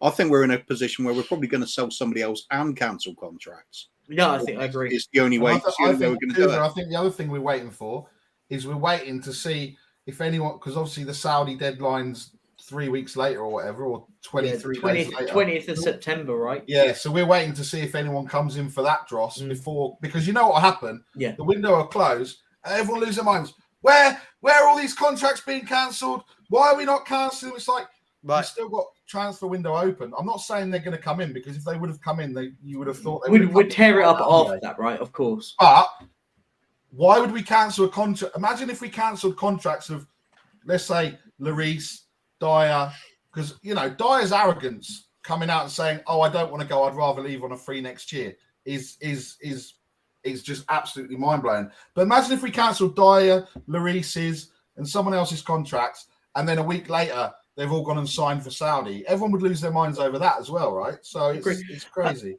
The Dyer comments are really good, because when you hear about what Dyer said, what it is it's very. It's smart on his part. Listen, I don't agree with it, but what he's doing is just saying, I'm not going to make it easy if you let me go. You know what I mean? He's not sitting there. He's just saying, if you want to get rid of me, I'll go, but you have to find someone to buy me. I will fight for my place. It's very clever wording. Basically saying is, I know I'm not part of this team, but I'll get paid doing nothing until you find someone to buy me. I'll tell you what, I'm just going to give up. I'll give it up. Right. Listen, do you know what? This summer, I have made arguments for a number of our midfielders being moved on, changing, swapping, going for better players. And now I'm just literally, it's everyone, right? It's absolutely everyone now. No one wants anyone. No, Bobby, stop talking about Skip. I've not said that. Jesus Christ, I've not said that. My point is we've got 9 midfielders. We don't need 9. Bobby, on that. I'm so confused. If Man United put £30 million down for Oliver Skip, we'd all be saying let him go because there's an offer there. There's not an offer for an Oliver Skip. There's an offer for a Hojbjerg. This is the bit. We've got the problem with our club, and this is the issue. And guys in the chat, I'm going to say this now. This is part of the problem. This is part of the problem because we sit there and go, we'll keep a hold of them. Let's just keep a hold of them in case we get an injury. What? Because we've got 8 midfielders to fill in 3 places. Right, okay. The point is now, then we get to next summer, and then Hojbjerg has a nightmare of a season, and then we go, we can't get rid of another one. Another one that we might have to rip up a contract. And next year he's got 1 year left, Perchie. Exactly. Next year, and he'll be worth 10 million. Exactly. I don't understand it. Derek is bang on here. The model Mans, look how they do it. They get rid of superstars, Man City do. Riyad Mahrez, Gundogan. Do you know what I mean? They get rid of superstars. We're having arguments right now with people going about getting rid of Hojbjerg. Like, it's madness. Literally a player who isn't good enough for the first team at the moment. Bang on. We're talking about a sub. Right, yeah. Guys, we are talking about a substitute, right? And I'll ask this. Through our squad, who is going to command more money than Hojbjerg? Right? Now, let's not... I'm not talking about Madison's. Sonny's not going anywhere. Yeah. Squad players, who's going to command that sort of fee? Right? But... listen, I don't get it. Look at Arsenal. Xhaka, thank you for everything. On you go. Xhaka was brilliant for them last season. On you go. Yeah. Go on, move on, Xhaka. Right, Man City. All right, Gundogan, Levy's on a free. Mahrez, see you later. Laporte, go on. You can go as well. Okay, good. Liverpool, see you later. Milner, Keita, Henderson, Fabinho, Oxlade-Chamberlain. Yeah. Spurs. Oh, what? You want to sell Hojbjerg? And I want to touch on something in the comments that I keep seeing, and it's really irritating me actually now. I'm seeing it going, well, we're not going to go and reinvest. But by not selling them, you basically, what the argument is Daniel Levy won't do this if we sell Hojbjerg. But by keeping him, it already solidifies that we're not going to do anything. Yeah. For example, this is what I said about the Harry Kane situation. I said, I will be pissed off if we don't invest after the Harry Kane thing, which is where I'm irritated with it. It's taken up till now. The point is you should be irritated about selling Hojbjerg. You should be irritated if we don't reinvest the money that we get from him. 20, 30, 40 million quid. I don't really care. He's been here too long. Time to go, move on. I'll tell you what I'll say on this before we move on to another player is if we're going to sit here all summer, if we're going to sit here all summer and talk about why aren't we buying in Orban? Why aren't we buying in another centre-half? Why aren't we buying in a right-back? Why aren't we bringing in Alex Scott when Bristol City wanted to sell him? Why aren't we bringing in... All right, but then every player you mention that we get offers for, we find a reason not to sell. The squad is bloated. Yeah, you have to make room for them, right? You have to recycle. I don't know any other club that would be worried about selling a sub-midfielder. Also, I genuinely don't get it. Big up at Tavakron. We agree on a lot of things anyway. He's a really good bloke. But I'll disagree with this one because what is Hojbjerg capable of doing that Basuma doesn't do? And what can Basuma do that Hojbjerg doesn't do? As soon as you realise the answer to those questions, that's why I don't want Hojbjerg. He doesn't offer as much. Look for players that can do a bit of it all. It's a big difference. Anyway, sorry, got to go for a sec. No worries. Yeah, listen, look, at the end of the day, look, I've got nothing against Hojbjerg. He's a decent squad player, but I'm also I feel like our fans are incapable of looking at how a football club runs. Like, you've got to refresh. Listen, I'll tell you what will happen. Mark my words, if we don't sell Hojbjerg next year, when we sell him for 7 or 8 million and people are going, oh, we only got 7 or 8 million. Well, yeah, you wanted him to run down to his last year of his contract. Yep. We're doing it with everyone. Dyer, last year of contract. Sanchez, last year of contract. Right? Sessegnon will run down to the last year of the contract. Hojbjerg will run down to the last year of the contract. Right? Lucas Moura ended up going on a free. Harry Kane, last year of the contract. Ericsson, last year of the contract. Why are we not learning? Get money for your players. When was the last time, obviously minus Harry Kane, when was the last time we got plus 30 million quid for a player? Take Harry Kane out of it because Harry Kane's a superstar. When was the last time we got £30 million for a player that was a squad player? We don't do I can't remember. I can't remember the last time we got. Someone might say Bergwijn, but I think it was about 25 million. How long? When was the last time we got 30 plus million? Take Harry Kane out. Was the last time we got £30 million for a squad player? We didn't. Get money for these players. We all talk about a new beginning and a new era, and then as soon as one player that people love gets an offer for him, we're like, oh, we can't sell him. Why not? Every other football club does it in the country. Barmy, sorry. Just quickly, Adrian, but again, sorry, this is what I don't get. We need to calm down about sales. We need to buy and then remove the unwanted. I mean, sorry, this isn't Football Manager. This isn't Football Manager. You need to create space for them in the squad. This is, so am I being, Kuva and Nick, am I being an absolute dickhead here?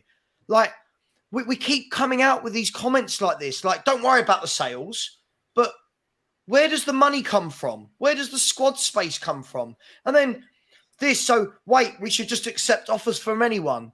No. Who said that? Romero's your first choice centre-half. Romero's your first choice centre-back. Hojbjerg is not. I like to simplify these things. Think about your entire squad and which players do you want to keep for going forward. For me, Vicario, Romero, Van der Ven, Udogi, Maddison, Sarr, Bissouma. Am I forgetting anybody? No, that's say it. So that's about 8 players or so. 8 players or so that you definitely want to keep going forward. As far as I'm concerned, everybody else, and this is including the likes of Sonny, if you can upgrade them, or you find a player that's there for the future, you think is going to fit the bill, they're all expendable. Just let them go. I have no sentiment. You just got to make ruthless decisions sometimes. Clear out the stuff you don't need, but stick with what you do need. Perchy, the last player that we sold for anything of significant money was 2008 Dimitar Berbatov, 30.7. But he wasn't a squad player. No, exactly. When you go for when was the last squad player that we sold?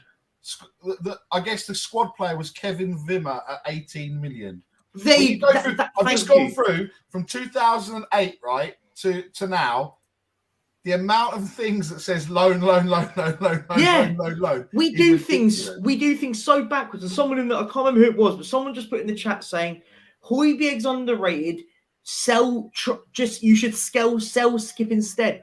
We haven't got an offer for Oliver Skip. You can't sell a player if you've not got an offer. It doesn't.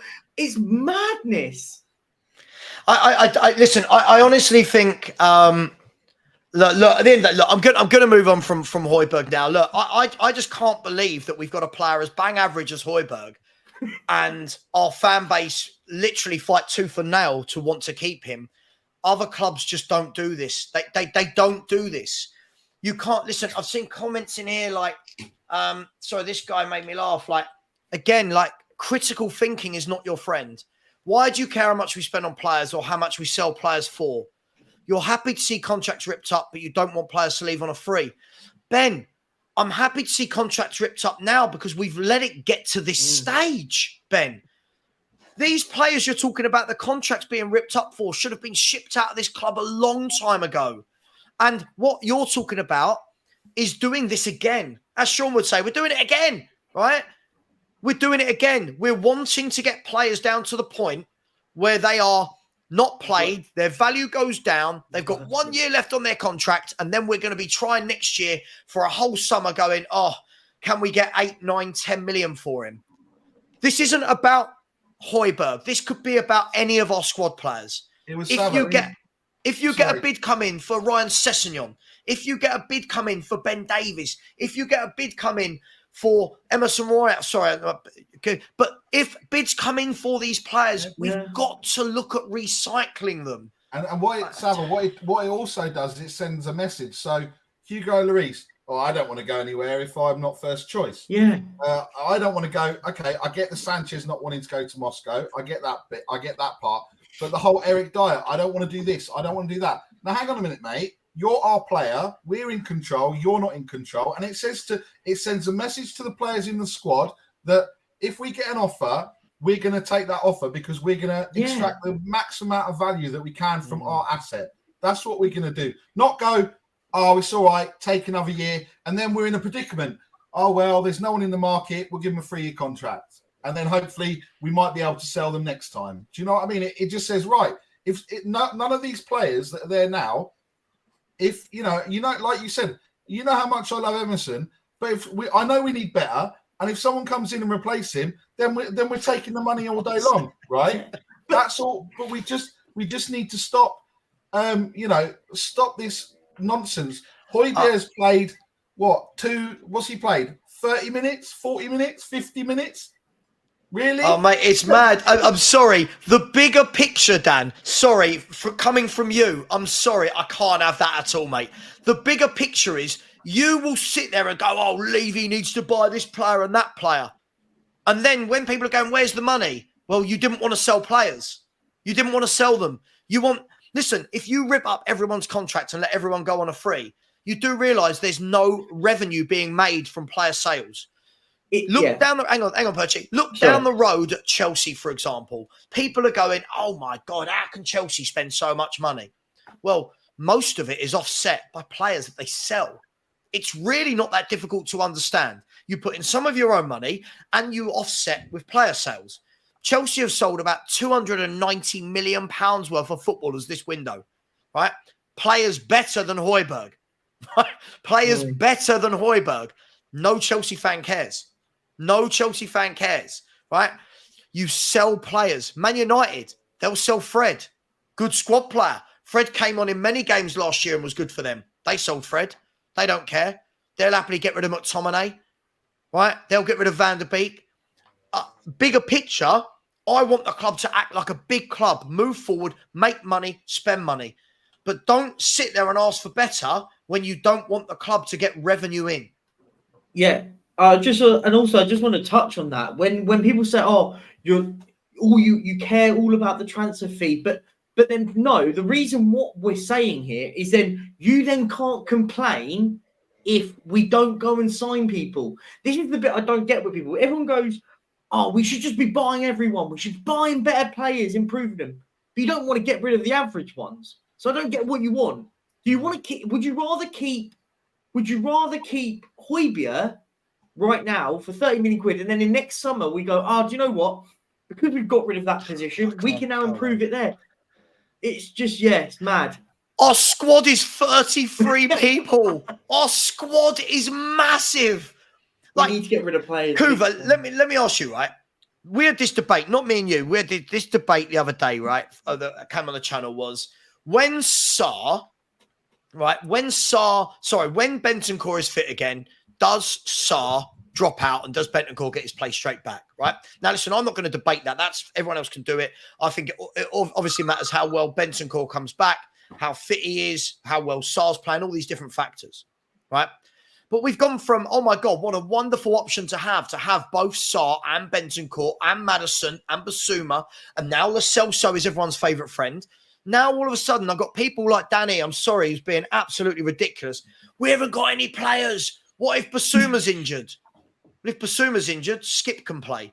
And if Skip doesn't play, Bentancur can play. And if Bentancur doesn't play, Lo Celso can play. And Sarr can go into the more of the defensive position. Because, believe it or not, Basuma's not a defensive midfielder. Why have we gone from having these options of having too many to now, oh my God, if Hojbjerg leaves, we're in a mess. We've got no squad. I'm so baffled. Yeah, me too. I mean, what does Hojbjerg really bring to the team? Not much. I don't know. Everyone loves him. I don't know what he It always does. comes out as passion merchants, isn't it? It's oh yeah, he wears his heart on his sleeve. He gives everything for the team. It's everything isn't all that good, in my opinion. I agree. I think you can get. There's bloody hundreds of players out there that can do that kind of job. Is that what I really want in our team? No, get footballers in. Passing game, good passing game. Play with a head up. Able to pick players out. Technically good players. You fill out the team with them, you're going to have a good time. Hojbjerg work rate, it's just not enough by itself. I don't think Skip's that great a player either at the moment. Neither do I. But Neither do like I. you said, there's no offer on the table for Skip. Yeah. Plus he's an English player, which makes it easier to accommodate him in the squad. Oh, if Hojbjerg's been going up for money, yeah. Sorry, they have to have offers, Danny. They have to have offers. You can't sell players that don't have offers on the table. Exactly. I don't understand how grown men and women do not understand this. Yes, there is a list over here, right? I think we all agree there is a list over here, and I hope you're liking these heated debates, guys and girls. There is a list over here. A lot of it is put on for show. There is a list over here, right? There is a list over here of players that we would go, this is our first 7 or 8 we want to get rid of. I think we all agree on that. Football doesn't work in linear patterns like that. Football doesn't work like that. You can't just go, right, he's gone, next one is him. Players get bids come in for them, and you have to weigh up, look at the future. Can we get to January without Hojbjerg would be a question. Yes, we can get to January without Hojbjerg. Then, if the midfielders don't work, which I don't see it happening, I think they will, you buy one. But you could sell Hojbjerg, use that 35, 40 million to buy a centre-back that we've all been craving. Yeah. And now we've got depth in midfield and in centre-back, right? So it's not about, I want our bad ones to go first. The bad ones don't bring you the money in to sell. Now, one other point I want to make, sorry, while I'm ranting today, is this. Please stop. Football is not linear, right? We've got to stop talking as though the Kane money was all allocated for a signing. At the beginning of the window, as we said before, for all the people that buried their heads in the sand, Harry Kane was leaving Tottenham Hotspur. For anyone that buried their head in the sand and didn't want to believe this, Harry Kane was leaving Tottenham. Postecoglou has come out and said that he wanted to go. Kane has come out and said he wanted to go. And the chairman has come out and said he wanted to go. They would have factored in some of this Kane money into other signings that we've made. Yep. It won't just be, right, there's 130 million, whatever, for the players we signed. Oh, plus here's another 100 million of the Kane money. That's not how businesses work. Sorry, I'm getting. Sorry, I know I'm irate today, guys. Sorry, I just can't understand how everyone thinks it's Football Manager. Can I ask a question on the Hojbjerg one? Where do you put Hojbjerg in the list? Let's trickle down. Best midfielder. We're saying James Maddison. I think to a fair extent, our best midfielder is Maddison. Basuma, Sarr. That's our top 3. Then you trickle down and go Bentancur. I think that's fair. Then you'd say Celso. Then you'd say Lo Celso. Then you'd probably say Hojbjerg, then Skip. So what we're saying is that the only way in realistic terms Hojbjerg gets in is if we get 3 injuries in midfield. That, realistically, what we're saying I'm being quite facetious in the sense of it, but we're saying it's going to take 3 injuries for that to happen. So right now we've got Bentancur injured. So it takes Basuma and Sarr to get injured now, but then Hojbjerg to get in.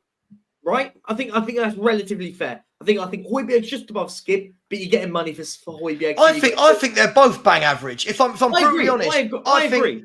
I don't know what people are seeing in Hojbjerg that makes them go, yeah, this guy's got to stay. I think he's bang average as well. By the way, guys and girls, there's 650 of you in here. I'm sure you're enjoying the heated debates, but smash that subscribe and like button. There's 684 people, only 350 likes, which is just over half, and only 2 people have subscribed throughout the whole show.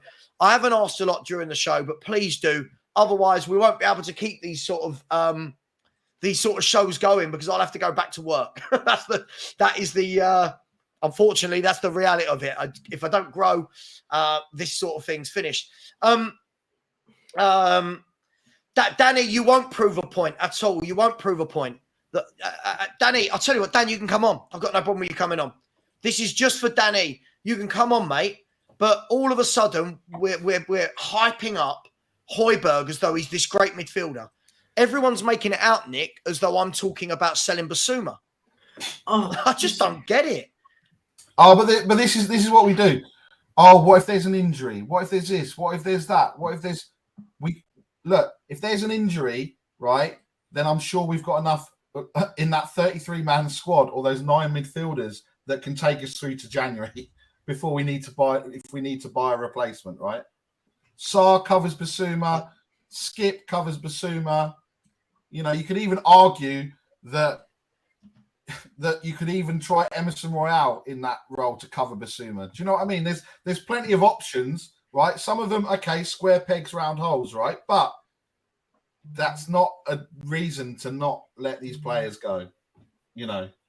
So it's madness, really. And we're talking about 4 games, maximum 6, maybe 8. We're talking about ifs, buts, and maybes. How many times did we sit there the last 2 years? And I know he's gone now. Oh, but what if Harry Kane gets injured? Well, he didn't get injured, did he? So we didn't need to worry about it. But we'll always talk about ifs, buts, and maybes. You know, oh, if Basuma gets injured, Benzco gets injured, Sarr gets injured. Look, it would be catastrophic. But the chances of all of these players getting injured and being out for season-long injuries is slim to none. So it's probably going to happen now. I've said it. And by the way, look, I'm not. Everyone knows I'm not a massive fan of Skip, but from what I've seen with him in pre-season and when he's come on in games, I've not seen anything bad.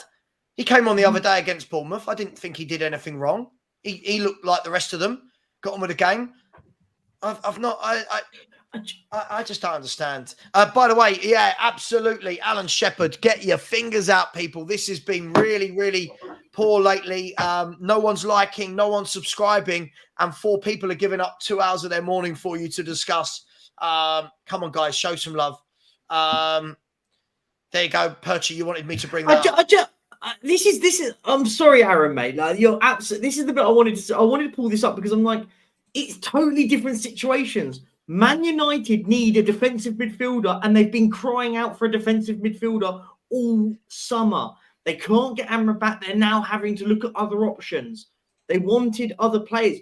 So Hojbjerg is exactly what they need. Hojbjerg is not what we need. He's our Deadwood. He won't be Deadwood to them. Just because it's Man United, the grand name, just because I can't get my head around it. Yeah, he's good enough for Man United right now because they need a defensive midfielder. Oh, sorry. Guys, let's move to, unless Danny, who asked for the link and then didn't come on, wants to come on. Here he is. He wants to come on. Let's come on. Danny, come on. Tell me why Tottenham shouldn't act like a proper club and get 30, 40 million for a player. One second. My whole system crashed out on me. That's why I've been struggling to get on here. All right. Let me know when you can. Yeah, it's all right. I've just made. I had to put in a whole new detail. Right. My point is, as all I've heard of everyone on here, and what I've heard of you regular and whatever, is how crap Skip is. Well, there's my monetization. Thank you. Sorry, mate. And Dombele and all the other ones. Out of all of them, Hojbjerg is our best one. Benton Kerr, we know there's more than a 50% chance he's going to come back half the player he was. Look what's happened with everyone else who got an ACL. We do need cover. I get your point. He's the one we can get the money for. But then you go on about, but no one's made a bid. Well, maybe we haven't put him up for sale. Maybe we should. Who? You don't need to. I know you don't need to, but if we turn around and say, right, we want to sell it, Skip, whoever. Right, okay, if you sell Ollie Skip, I'm just going to put this out there. Again, this is where you said to me, what I found very, very interesting was you're not thinking of the bigger picture. It's very ironic, right? Very ironic coming from you right now, right? Is let's just put Skip up for sale. Right, now you need to go and buy another English player. Well, for what you checked out earlier, we already had enough of them, didn't we? No, hang on. But no, and then Barry actually went through the whole list and showed it, right? If we sell Oliver Skip, right, that is one of our guaranteed English homegrown players, right? Yes, I don't think. By the way, with what, 9 others? But three of them are goalkeepers. You're not going to have all of them. You're not going to have all of them registered, right? This is the point, right? If you sell Skip, you need to go and buy Deadwood. You need to go and buy an English player or a homegrown player, right? Fair Hang on. If you sell Hojbjerg, you got 30, 40 million. You could go and buy a centre-back. Doesn't have to be homegrown. And with 4 days left, Tottenham are going to go do that, ain't they? But it's not. Listen. At the end of the day, if we keep applying 4 days that left, argument, we're going to do that, ain't we? Okay, Dan. That is what I'm worried about. If we keep applying this argument that Spurs haven't done this in the past, Spurs don't do this, then don't ever buy or sell anyone. If that's the argument, don't ever buy or sell anyone. At all. Yeah, you are. Saying we should have. No, I'm not. I'm saying we should have already got rid of the crap like Ndombele, which a lot of people were fighting. I'll give him a chance. That we should sell Lo Celso because he's never done anything in the Premier League. We could have got rid of Lo Celso already. I would rather get rid of Lo Celso than Hojbjerg because Hojbjerg has done better for us than Lo Celso. But Dan, if from that moment, I will just put it out to you right now from reports that have just come out just this moment. Postecoglou is happy for Lo Celso for this season to be in the team. So he's in the squad. He's happy to let Hojbjerg go for 30 to 40 million quid. Whether we like it or not, the manager wants the player. So I agree, by the way. If a fee came in, there was a reason why there was a massive reason why that the club rejected loan deals for Lo Celso. They said that they would be happy to accept money for him if they were to sell him. However, there was no actual financial benefit of us getting rid of Lo Celso. So you retain him because he can do a job in this system. Whether we like it or not, I would like him to go. But right now, you keep a hold of Lo Celso. I'm hoping he does a job on the system, but he's done nothing so far. But right now, Hojbjerg offers you a 30 to 40 million pound price tag. So you get rid of him because he's not in your top. Let's be honest. There's 3 midfielders, so you need 6. I've listened to people on there saying for 30 mil, 40 mil. I've also heard someone come up with a stupid comment of selling for 15 mil. So make your mind up. What way have I got to look at this? I'll ask you this question, Dan. I'll ask you this question. 15 mil, then who do we cover? No, but hang on. No one said sell him at 15 mil. That's the thing. Like, listen. I'll okay, all right. 15 mil. All right, cool. Throwing the fireworks in. Then someone like that is silly. He's worth more than 15 mil. But also, yeah, he might be worth more than 15 mil. He's worth more than 15 mil if somebody's prepared to pay it.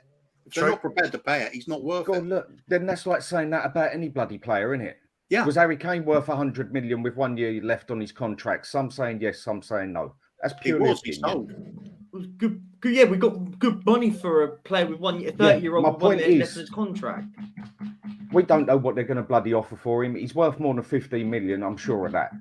But he's an international player. The thing is, it's like a shop. You've got your produce is on the shelves. People choose if they want it or not. It's not a casino where you can just cash out your chips and get a guaranteed value. If people aren't going to come in for Oliver Skip with any value, then we're not going to sell him, are we? Yeah, well, we don't know that, do we? You don't know that. Can I ask you a question, Dan? Dan, are we truly saying? Are we truly saying, right, that if Spurs sold hypotheticals, if Spurs sold Hojbjerg right now, right, and didn't replace him, are we truly saying that with all the other midfielders that we've got, with the limited number of games that we've got between now and January, that selling Hojbjerg is going to cost us points? Are we truly saying that this guy is going to be a miss? I get your point, yeah? But right. I'm asking you. Point, and I'm going to answer it. Right, okay. Here's the way I see it, yeah? To answer your question. Now, haven't got half the games, whatever else, yeah? But at this moment in time, I don't think Hojbjerg's nothing special. I just think he's better than the rest of the crap we got. So, African nations. But in what position? Sorry, how? Like where? Why? If you let me finish, I'll answer all the questions because I've already got them already. Right. Okay. He can play box to box. Why? Because he does it for Denmark.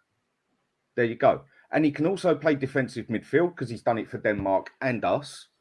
He can Not cover very that well, part. though. Not very well for us. Like, that's the point. Okay, but better than anybody else we got there.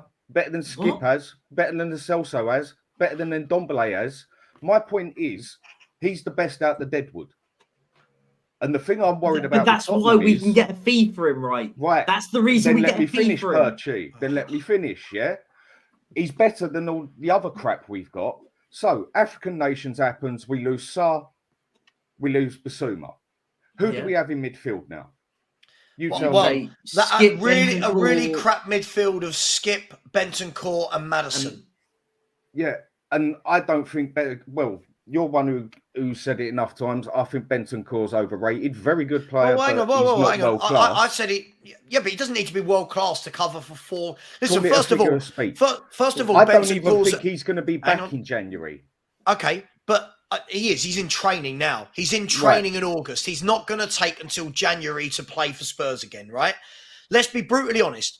You reckon he'll be fully match fit by then? Dan, by January, I would bloody hope so. Yeah. If he's in training now, he doesn't need 5 months to get back to fitness.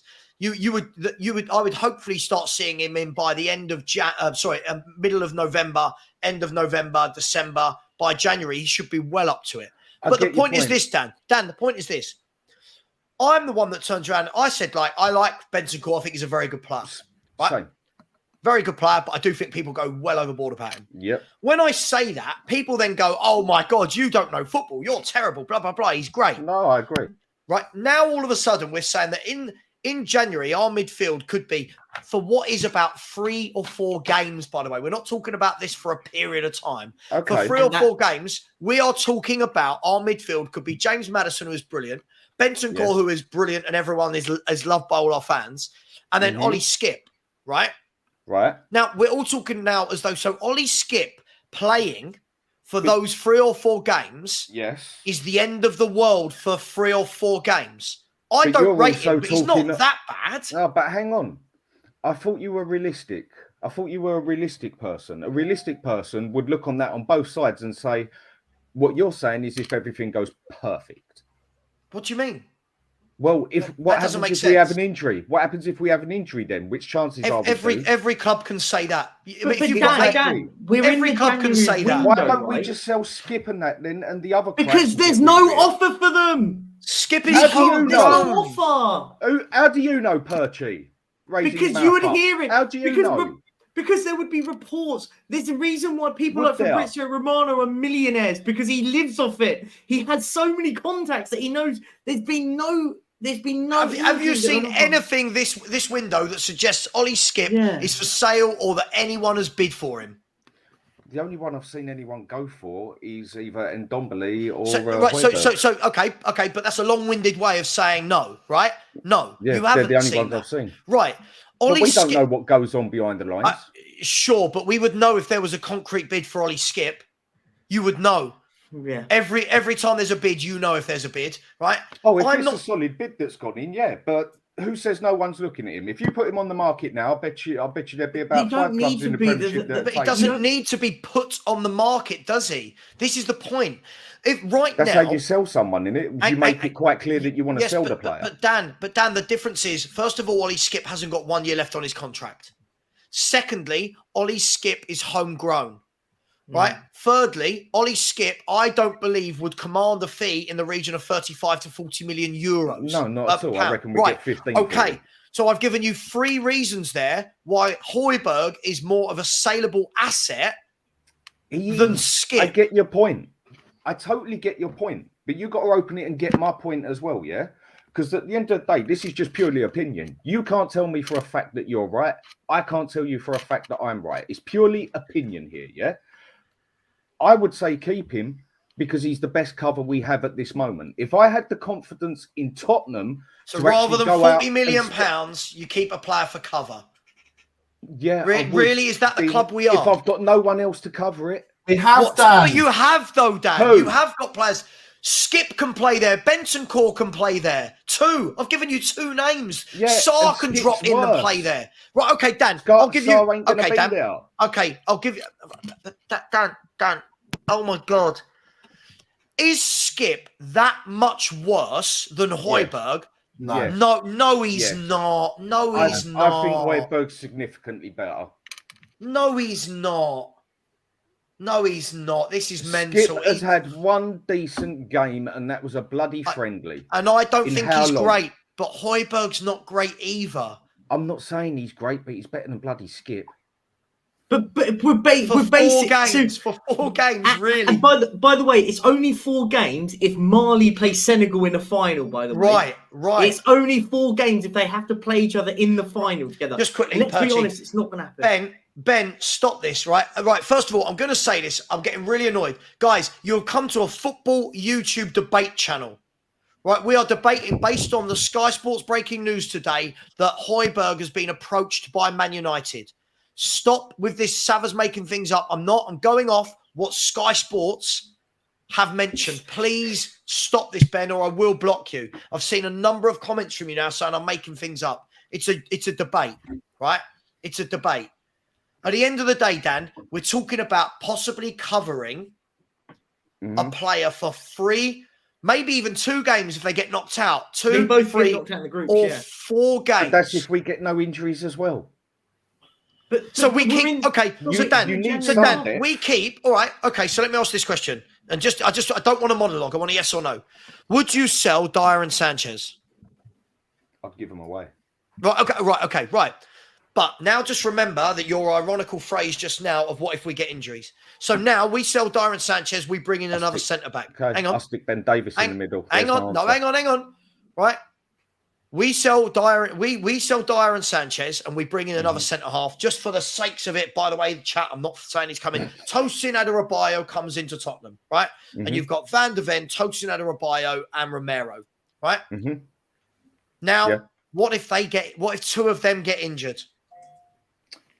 Then that's obvious that happens in football. But I'm looking at what we ain't got in midfield at the moment. But then that's the exact same thing. You can't say it for one and not the other. Right. You can't say we need 9 midfielders in case all of them get injured at once. But we ain't got 9 midfielders really, have we? We've got 5. Yes, we have. We have got. We've got 9. Look, what I'm doing is counting Ndombele, and that they shouldn't even be at the bloody. But he is there. But he is at the club. He is a Spurs player. Okay. We should have 6 midfielders, right? The thing that would help me here I love if this. I had faith in Spurs. If I had Right. faith. So this is emotion over fact. This is emotion from you over fact from you. That's what I'm seeing. It's really it's fact over fact because I don't ever see Spurs get their. It's not fact. Get their act together. It's not fact. You said, Dan. You said that. What if we get an injury? I said you could play Skip, Bentancur, and Maddison as your midfield 3. You'd still have Lo Celso there as well, by the way. You'd still have Harvey White, and you'd still have Ndombele as things stand as of this morning, right? You said, yeah, but what if we get injuries? But then when I presented you with an even worse dilemma at the centre backs, you went, I'd get rid of them both. Oh, but you're going worst case scenario. Yeah, but we've already got that covered. Ben Davis plays as centre back, and he plays better than both of them 2 put together. Can I just say, fair play, Dan, for coming on anyway, because you knew you were going to be up against it here, and you put your face on screen. No love lost to me, mate. Yeah, it's good stuff, mate. I think sometimes you've got to look at a more sort of basic and overall picture, and that is at the moment we've got 20 foreign players. We've got to trim that down to 17. There's no way around that. Agreed. If we're not getting money in for any of the other players, or there's no offers going, or they're rejecting moves, and Hojbjerg is an option to sell for money, surely it makes sense to play it. You've got to trim it. He's not a first. He doesn't start in the first team, does it? He is a backup player. So for me, it makes more sense you get him out, and then perhaps you can fill in on another position where you're a bit short. And I agree. There's a lot of things you say I agree with, Dan, but it comes from a point of view of what would be ideal in our own viewpoint of what's good for the team. Ideal point. We can't have ideals. That's the trouble.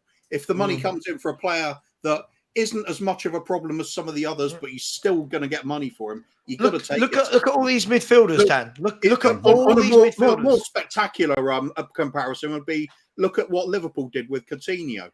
He was a first team player, but they still knew they had to just get rid of him because they would get great value for him. and Oh, enable totally. to But I was strengthen the I was one of the first ones who said that was a brilliant move they made because they went out and spent that money on parts of the squad that they needed.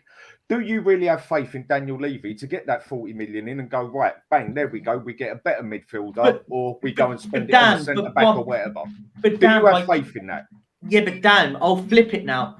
No, I asked you a question. No. Didn't say flip it. No. Do you have faith in it? No, the reason why I want to flip it because we can't control that. We can't control what we do. I didn't ask you that question, Perchy. I asked all of you, do you have faith that Levy will spend that money on a centre-back we need or another midfielder? Let me ask you then. Did you have faith that Levy would buy James Maddison? Yeah. Did you have faith that Levy would buy a doggy? Yes or no? It was already done. But Levy bought him. Did you have faith Levy would buy a doggy? Well, yeah, it was already done. I don't get that. No. It doesn't. Listen, Dan, this is really basics here, right? This is real basics. Everyone's saying we don't trust that money will be spent well. That money will be spent. Mm-hmm. We've bought a doggy. Everyone's raving about this guy. People are talking about him being the best. Oh, I see him play last season. He's good, but he was a good little cheap buy, wasn't he? Hang on. People are raving about Van der Ven. Levy bought him. People are raving about Porro now. Levy bought him. People are raving about Romero. Levy bought him. You're raving about Sarr. You're raving about Basuma. Raving about Maddison. Levy bought. Now, all of a sudden, we don't think that he'd be able to replace Hojbjerg. But my I don't argument, know if he's going to spend the money on what he should do. But you can't say we've ever got faith in him. Because it was only a matter of a couple of weeks ago that you were shouting on here that he didn't bloody spend the money on the centre-back as early as he should have. Right, but Dan, yeah, absolutely. But Dan, do you know what the difference is with this? Is we could sell Hojbjerg for 40 million and buy a centre-back with that money. I would hope we would. That is what ideally I would want to see with it. But I just don't have faith that he would go and do it with that full 40 million. But Dan, the argument that we're trying to make here is, and the point that's being made is by going, we can't sell Hojbjerg for 40 million quid. That basically nullifies us buying a centre half, right? So that we then no one can sit there and moan. If people would rather keep Hojbjerg, no one can sit back and moan and go. They go, why have you not bought a centre back? Well, you didn't want to let a fifth. So what about the Harry Kane money then? Right, but Dan, this is again where it's so linear. Dan, again, I don't know about the money. Okay, but where's that Harry Kane money then? Dan, as I tried to explain earlier, when you came on, one of the first things you said to me in the chat today was, you're not thinking of the bigger picture, right? I'm sorry, mate. This is where you think this is Football Manager and have complete lack of understanding of how a football club works. Yes, you're right. Yes, I'm going to call it out, right? Yes, I'm calling it out. This, people in the chat, where's the Harry Kane money? Right, okay. How much money have Spurs spent this summer? What, including nearly 200 over from last season? Including Porro, 170 million. Yeah. Right, 170 million. Roundabout. Now, do you not think, I'm not saying the whole 100 million, but do you not think Spurs knew Harry Kane was going and would have factored some of that money into the buys we will make, the purchases we were making? Do you truly believe, do you truly believe in your heart of hearts that Daniel Levy has gone, you know what? I've changed this year. There's 170 million, plus we're going to have the whole 110 million, whatever it is, for Harry Kane. Do you truly believe that's how the business is running? Or do you think they've gone, hang on, Harry Kane is going, right, we can buy Mickey van der Ven because we know this deal's happening. Do you not think some of that money would have been apportioned to Mickey van der Ven, to Maddison, to Vicario, to Valise? But let me get your point on this one then. Let me get my point on this one then. He didn't know it was happening. Who did? Levy ain't usually a gambler. Did. No, he didn't. Bayern Munich could have quite easily stepped out of that. Dan, of course he did. He knew he was going to sell him for 100 million at the start. He knew. Dan, I listened to 1 second. I'm gonna finish. It's ridiculous. Postecoglou's come out and said, I spoke to Harry Kane. He said he wanted to move on, and he said he wouldn't cause a problem in training. Blah blah blah. And he'll still work in training. And Daniel Levy came out once the fee was hit that we wanted to do. We all knew for months. Once we got the fee, yeah. Once we got the Yes, fee. because so the club had already prepared, knowing that they're going to sell Harry Kane, right? The club knew that if the price tag was hit, Kane is going. The club knew it. The club knew it from day one. As soon as Harry Kane came back, he spoke to Postecoglou. And you know what? Fair play to Postecoglou. He came out and said, he came to me. He said he wanted a new chapter. And I said, fair play. Mm-hmm. He has every right to. He's an absolute legend of this football club. I have no problems with that. So we knew the fee. And Daniel Levy, due his credit for this, he said, the fee is £100 million. Oh, we got a banging deal out of it. No two ways about it. I'm not. The fee was 100 million. We knew he was going. I feel. Sorry, just quickly on that. To be fair, there is something that backs up a little bit what Dan's saying about the Harry Kane money. That is those reports that Levy wanted that big lump sum as a major part of the deal rather than the structured payment. That to me does suggest that you need immediate money to make an immediate move in the transfer market. Or that Daniel Levy just wants to recoup immediate money. It's possible. It's possible. But I mean, if you're getting the money in anyways, which wouldn't really be too bothered about whether it's structured over many years or all right now. If he wants it right now, it does to me scream that there's somebody they're trying to get with a significant amount of money. We'll have to wait and see whether we're right or not. I've got to agree with Dan on one thing though. Do I trust Levy? No. No. Listen. That is the thing I'm worried about. That's cool. We don't trust Levy. That's cool. But at the end of the day, all right, we don't trust Levy. So we keep. Let me throw a hypothetical. So we keep Hojbjerg. I'm just using him because he's the example this morning. So we keep Hojbjerg. We get to next summer. His contract runs down and he goes for 7 or 8 million. Then fans are going, where's the money to reinvest? Whilst yet another player we've made no return on, right? Yeah. At some point, listen, for me, football is not all about the financial sides and other people have to deal with it, right? Of course. And I'm not saying, by the way, Bobby Andrews, you're annoying me now. I'm not saying there's no money there. But it's not as simple as just saying Harry Kane's gone, there's 110 million. We don't know where that money's been allocated and for what, right? We've got a huge squad, huge wages. You've got to get players out. But this is my point, Dan. If you let Hojbjerg run his contract down, right? And he goes for 7 or 8 million next year. And Davinson Sanchez goes this year for 7 or 8 million or for free next year. And Dyer goes for free next year. As a football club, we are not generating revenue from player sales. But yet fans will then go, I don't trust Levy to go and buy these players. It has to work both ways. You've got to sell players in order to bring in cash into a club. It's the same as any business. You can't expect Apple not to sell any iPhones, then want them to bring out the newest model of iPhone, right? They have to sell to make money. It's basics. But fans like you, I'm seeing it all summer. No, we can't sell this player. We can't sell that player. Can't sell that player. Can't sell that player. I've only said it about one player that we should hold on to for backup. But Dan, he's the one that makes you the money. One player. This is the guy that makes you the money. But enough times you've said on here, I've said on here, and some of others said on here that we don't make money through selling players. We make money through other sides. We're starting to now. But we do. We're making money now. To make money through selling players. That's the point. I've said we don't, but we need to. We need to, Dan. You've got to make money back. You can't have every asset run their contract down or go for £5 to £10 million. And when you look at all of our player sales. The point I'm getting at, we talk about 9 in midfield. As far as I'm concerned, we got 5 in midfield. That's not true. That's a lie. That's a lie. No, personal opinion. No, that's not opinion, Dan. That's a lie. That's not that. Your opinion on a player's ability doesn't change the squad numbers. I'm going to show you right now. I know that. No, you don't know what I was saying. You don't know that. Look, here you go, Dan. What I was saying. Right. Let's all count together, Dan. Papa Sarr. No, I get you. Hang on. No, you don't. Skip, Hojbjerg, right? Sarr, Bentancur, Basuma, Maddison, Lo Celso, Ndombele, White. That's 9 players that can all play central midfield. Yeah, and there's we haven't got 5. I didn't say 5. I said 9. Yes, you did. You said 5. No, you said I count 5. Obviously didn't hear what I said.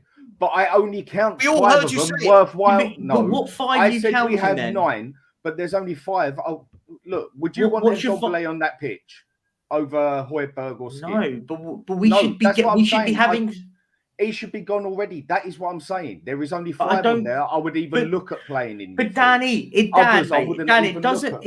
it doesn't matter in that sense because that doesn't cover the registration stuff. Just because we think that there's 5 that you prefer to play doesn't make a difference when we've got to register players, right? So, as I said, I think there's 6 in midfield that can do a job, right? There's 6 comfortably. You've got Bissouma, Sarr, Lo Celso, Bentancur, Skip, and one other, right? Harvey White, if you want to bring him in, and you've got one more there. There's players there. There's players there. This whole notion there's only 5. It just doesn't. Listen, look, I don't care if Hojbjerg's sold, if he stays, whatever. But all I'm saying is, I will look at this next year when we are sitting here in the exact same position that we're sitting in now with Ndombele, with Sanchez, with Dyer. We're going to be in this exact same position next year with Ryan Sessegnon, people, where people will start making excuses why we shouldn't sell him.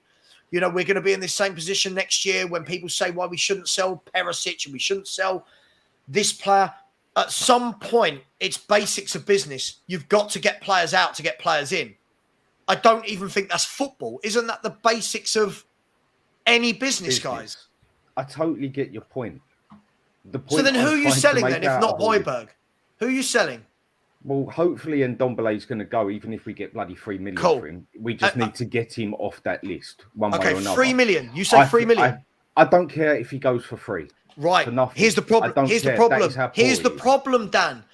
So now you've got rid of Ndombele for 3 million and you're going to go to Levy. Where's the replacement? No. And Levy's going to turn I'm around. concerned, he's not even there. No, but that's not how it works, mate. It does.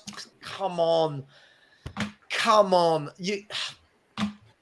This is mad. I'll get what Dan's saying. He's prepared to see one of those players go and not replace him if it's the Ndombele. But if exactly. it is, Sure, but then we make no money. I could, yeah, but Ndombele, you're probably not going to get money. We're probably going to lose money on him anyway because we're still going to have to money already. Regardless, we know that. Sure. When he you goes want a damage limitation, we're still going to have to pay half his bloody wages anyway. Yeah, because he ain't going nowhere that's going to pay him 200k, are we? No. So we'll probably have to pay half his bloody wages. So but that's the point. So he's going, and what do we get from it? Is another one that he's probably going to go because he doesn't want to. I don't think he's going anywhere. I don't think he's going anywhere. I reckon if someone puts in an offer for him, he'll disappear because he wants first team football. He don't want to be no second. One second, hang on. Hang on. By the way, sorry. This isn't true. Fans, listen. As much as you hate Levy, we've got to stop pretending we don't spend money as a football club. This has to stop. Right? No, not you, Dan. I'm just saying we've got to stop saying this. We won't see the money. We've spent 170 million pounds this window, and we've spent 50 million pound on a. We spent 150 million, whatever it was last summer. This notion that we don't see the money is not true. This is it's emotion over facts. It's where we make bad buys. Yeah, but Dan, just to touch on your Lo Celso one, what he said. This is coming from the horse's mouth. Ange Postecoglou happy with Gio Lo Celso to stay at Tottenham. Positive feedback on the Argentine midfielder who is likely to continue at Spurs. It will take an important bid to change the club's stance on that. And when we talk about an important bid, that's 40, 50 million quid, right? And let's be frank and honest, who's offering 40, 50 million quid for a Lo Celso? Not many right now. So, but if Lo someone offers Celso's staying 30 in the million club for him, and Lo Celso says he wants to go, and then starts throwing a tantrum and refuses to go on the pitch. If buts and maybes, right? That's if buts and maybes. But this whole thing's if buts and maybes, then, isn't it? Yeah, but that's fair. But the point is, but surely I get it, right? Listen, I don't want Ndombele here as well. The difference is Ndombele goes, you make no money, and you don't replace. For me, I think if a Hojbjerg goes, you make money and the club can refresh and recycle. Agreed. I think both should go, by the way. I'm not saying it's either or, but the problem is we never want to sell a player that makes us money. We did this with, if anyone remembers, and we'll come to this Jed Spence news in a second, we did this with Dele Alli. Oh my God, you can't sell him. Eric Dyer, the 50 million bid from Man United. Oh, we can't sell him. We We did should this have with got rid of Christian him on the day, Eriksen. I said. You can't sell him. Can't sell this player. I'm seeing people now. You can't sell Davinson Sanchez. Sorry, who do we sell then? Where do we refresh? There's only one player that I've argued about to keep us back up more than anything, because I don't think we will go out and get significant backup with it. But Dan, he's the one player that is in the area where we've got the most cover and would make the most money from all our deadwood. No? Yes, he would, but I don't even class him as dead wood. Okay, but is he a first team starter? No. He's not a first team starter. No, he's not. Sure he is. So we're just going to keep everyone who's not a first team starter in case we get injuries? No, you don't keep all of them. You get rid of the worst of them. Right, no, they'll make you no money. The ones that you can make the most money from. Make money from them. Make the most money from. Madness. If this was your business, Dan, this was your business, and you could let him go for 8 million next year or sell him for 30, 35, 40, whatever this year, you were selling him for 30, 35, 40 million this year. You're not turning down a 20, 25 million pounds difference. I'm sorry, you're not. I think unfortunately the constraints that are on this club, it isn't financial fair play where we're always well under that limit. Sure. The constraints are the way we run this club as a business, and that is it.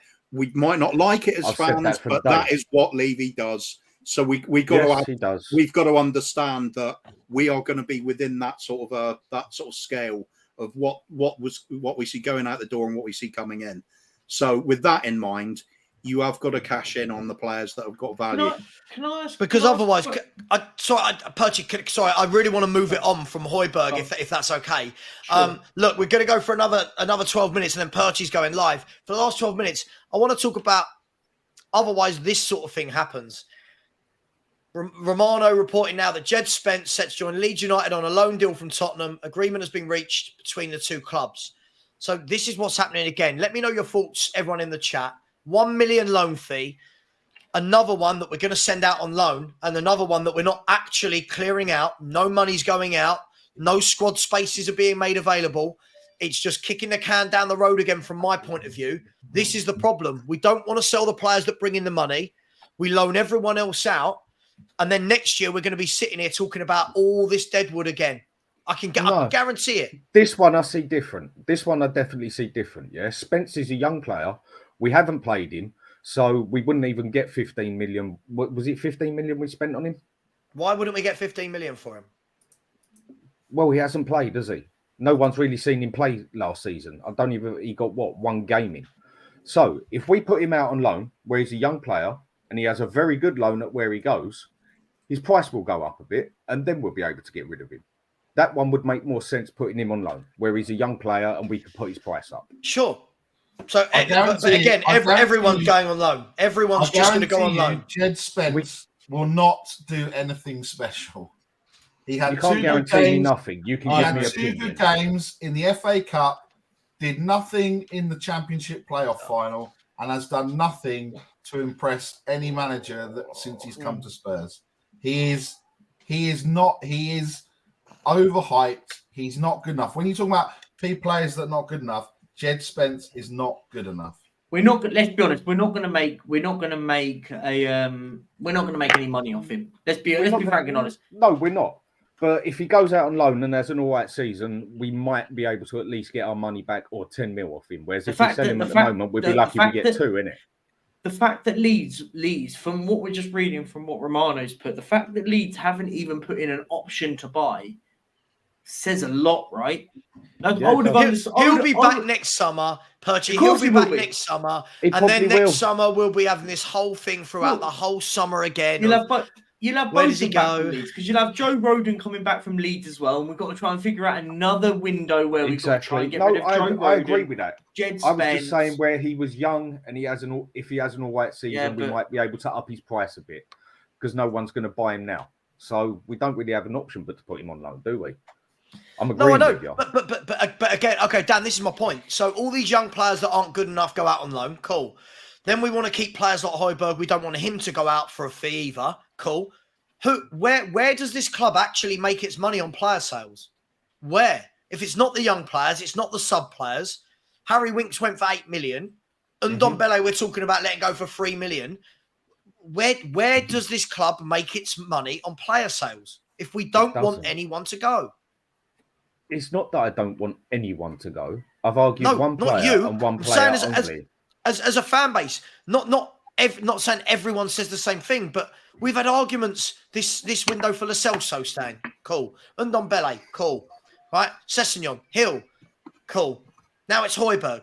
Arguments now for Sanchez to stay, for Dyer to stay. Ben Davies has to stay for this. Like, where do we make money as a football club? Well, we definitely make a bit of money, don't we? Since we got the third biggest income in football. Right, but Dan. Sorry, in sport. But Dan, as a football business, we need to be cleverer with our players coming in and going out. Yes, we do. I totally agree with you. The only one I am personally arguing with, and another one is the one that makes the money.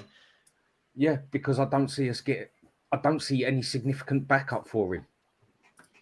I just listen. I'll never understand it. I feel like we're watching a different player. And also, I think this is a bang average footballer. The next I'm not saying he's quality, but I think he's a bit better than you give him credit for. I don't think he's a very good player or nothing. What does he do? He holds his ground well and he puts effort in. Brilliant. Ollie I would hold my ground well. I would hold my ground well and put effort in if you paid me that much a week. Ollie Skip puts effort in. Sissoko put effort in. Lucas Moura put effort in. Eric Dyer puts effort in. Just not very good. To be honest, and this really brutally blunt with how I value our squad, any player that is not currently in the first 11, I think you can easily sacrifice them and just go out and get an out-and-out goal scorer. I agree. That's what this team misses more than that is what I would love to do. Coover, I would even float it with some that are in the 11 at the moment. Like, listen, I'm not saying we will, but if Kulusevski got a big offer, I'd sell. If Richarlison got a big offer, I'd sell.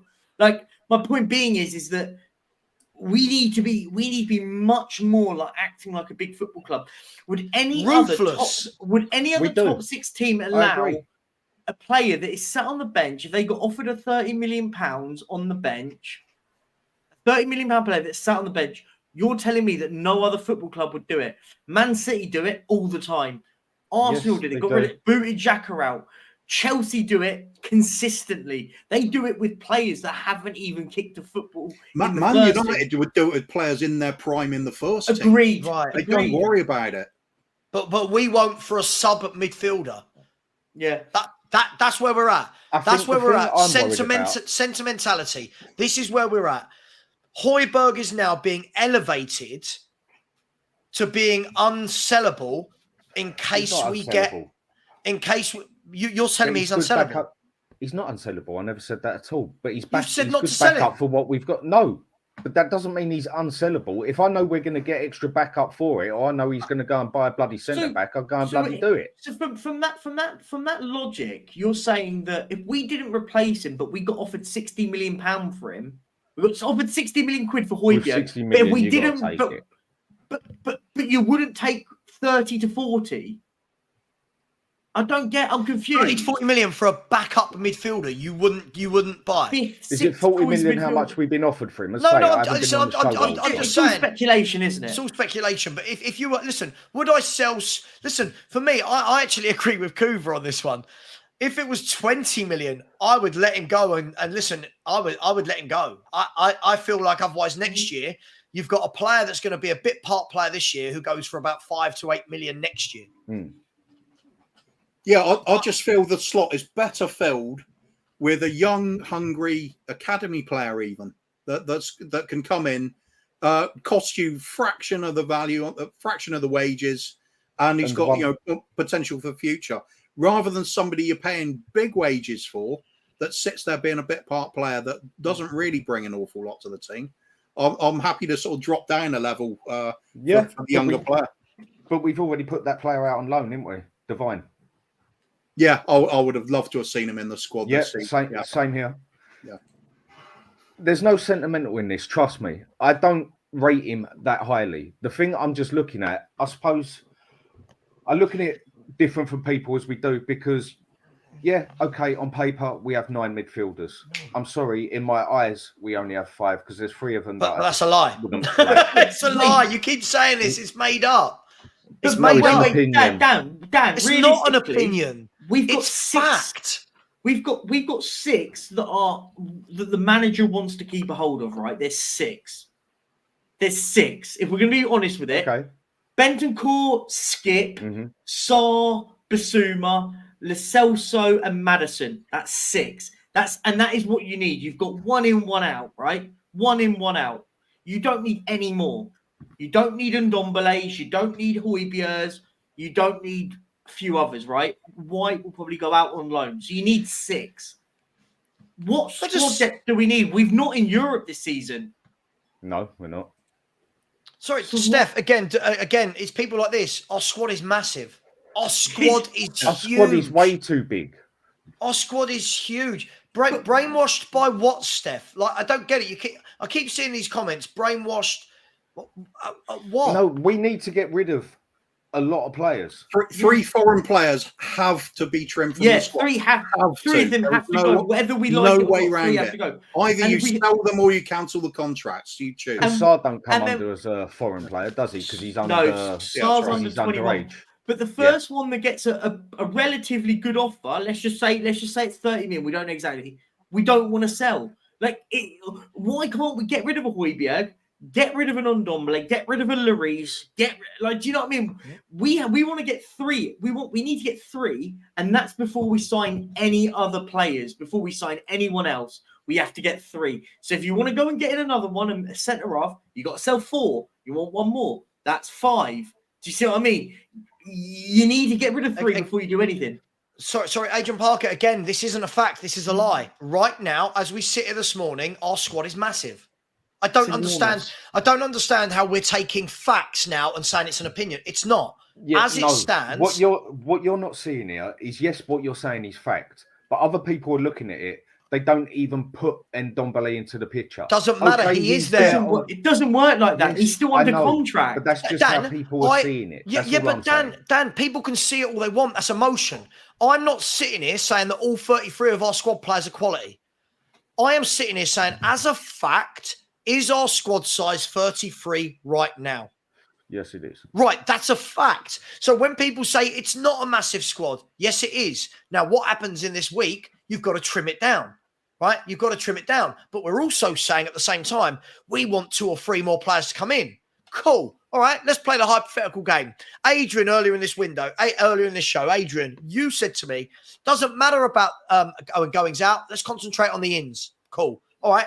So I'll ask you this, Cougar, Perchy, and Dan. I'll ask you this, right? And I'll start. Start your timer, Perchy. We'll finish in 4 minutes, right? Yeah. I'll ask you this. One thing, Savva. Tell the fellow here to shut up about my sunglasses. He obviously don't know the Who's facts. that? Who's that? Sorry, Edward Kim. Listen, dude. I'm going to give you a warning. Yeah, Dan wears these glasses for a medical reason. So if you've got something to say more, you will just be blocked. I will not tolerate this. Dan and I are just having a heated debate about football. There is no need for the abuse. That goes for absolutely everyone. I will have all the opinions. We can row about football. I will not have abuse, right? Please, let's stop that. To be fair, I like the look anyway. I think it gives Dan that sort of old school East End gangster kind of look. Yeah. Far from that, mate. Far from that. Like if we disagree with him, he's going to find us and kill us, and the show will be dead. Listen, Dan and I met the other week in a pub, by the way. So all is good. We're just having a football debate, and it was lovely meeting you and your missus, Dan. By the way, something just froze there on the screen. No worries. Listen, on my one, it just froze. Look, we are going to go for a couple more minutes. I'll ask you this: all the people in the chat that and especially this Adrian Parker guy. Cool. We want to bring in players, right? If Spurs right now bought in Gift Orban, Brennan Johnson and a centre-half. Just hypotheticals, right? Cool. Gift Orban, Brennan Johnson and a centre-half. Let's be fair, Brennan Johnson will probably be the only homegrown one, unless we find an English centre-half from somewhere. So you've added 2 more foreign players to the squad. You've added 3 more bodies to the squad, and our squad is now 36.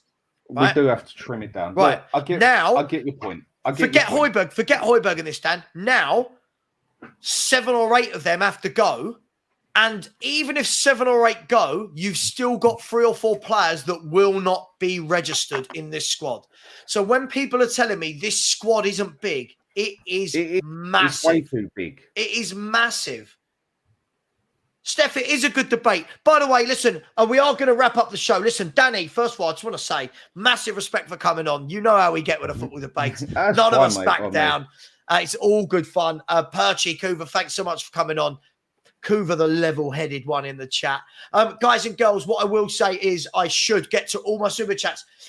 Roosper, I said bingo, Savva. I'm just going to assume you meant every opinion I had was bingo. I'll take that. Yes, absolutely. Thank you very much. Really appreciate that. Just a girl in our Spurs. I said Westlife never looked so good. Hang on, just now it was someone else, wasn't it? And now we're Westlife. Strasbourg Steve. Yes, I said if Spurs were a TV show, it would be Hoarders. Some Spurs fans like to collect and justify keeping trash. Big up to you, Steve. Wayne Holland, who is been a channel member for a month. Big up to you, the craziest Leicester City fan I know. I said this is the strangest fan base in world football. Couldn't say it any better. I agree with you, but it's why we love these debates, Wayne. It's what makes the channel interesting. Otherwise, we all go and watch shows where everyone agrees. Nithin. And it's boring. Absolutely. Nithin has said questions. With Sarr playing like an absolute boss, what will happen to Bentancur when he returns? Right now, we need to spend wisely. Look, I answered this the other day. The most diplomatic answer I could give was, sorry, I'm rushing through these, by the way, because we need to end the show. The most diplomatic answer I could give was, it all depends on Sarr's form when Bentancur comes back. How is Bentancur going to come back? How fit is he going to be? Who are we playing against? What's the tactics for that day? But it's a lovely dilemma to have with all our 9 central midfielders. Right. One point I'll make you. Hang on, no, Dad. I'm going to make you right. I've really got to rattle through these. I'm just joking, mate. Ange Postecoglou, happy with Gio Lo Celso today at Tottenham. Positive feedback on the Argentine midfielder who's likely to continue at Spurs, Fabrizio Romano. Shane, I can't see him going anywhere. I think if a massive bid came in, he would go. I just can't see anyone making a massive bid, if I'm brutally honest, for a player that hasn't played. Thank you so much, Shane. A user said we could loan out a midfield setup, laugh out loud. I agree, but hey, opinions are opinions. And Tigaro, the single parent theory, has said the problem is, apart from Hojbjerg, our Deadwood is effectively worthless and no one wants them. It's a poor situation that's been 4 years in the making. And that lends itself to Dan's point. Listen, you know what's brilliant about all this, guys? In less than 96 hours, we're going to know the answer to all of this. Listen, guys and girls, please never think that it's nasty. It's all good fun. I think everyone enjoys it. It's why you come and watch my show. It's for the banter. It's for the debates. We get heated. Everyone's friends. I will ask nicely for the 600 people that are still in here. I've kept this to a minimum. I will do moving forward. But lately, been struggling to get any subscribers at all. Really need the subscribers so that we keep growing. If we don't keep growing, then all of these shows go away in the morning, unfortunately, and I go back to a normal job. So please smash the subscribe button. I've put it in the chat. Please, if 10 of you on your way out could, please subscribe to Danny. Please subscribe to Purchase TV. And please subscribe to Kuvan the Kang, the Free Spurs boys. You're always going to go over and watch Purchase right now. Thank you, everyone. I am shattered now. I'll be back at 6:45 p.m. for a live watch-along of Tottenham Fulham, where we'll do all the build-up to the show then. See you later. Thank you, Dan. Thank you, Perchy. Thank you, Kuva. Much love. See you later. I'm shattered. Goodbye. Bye. Come on, you Spurs.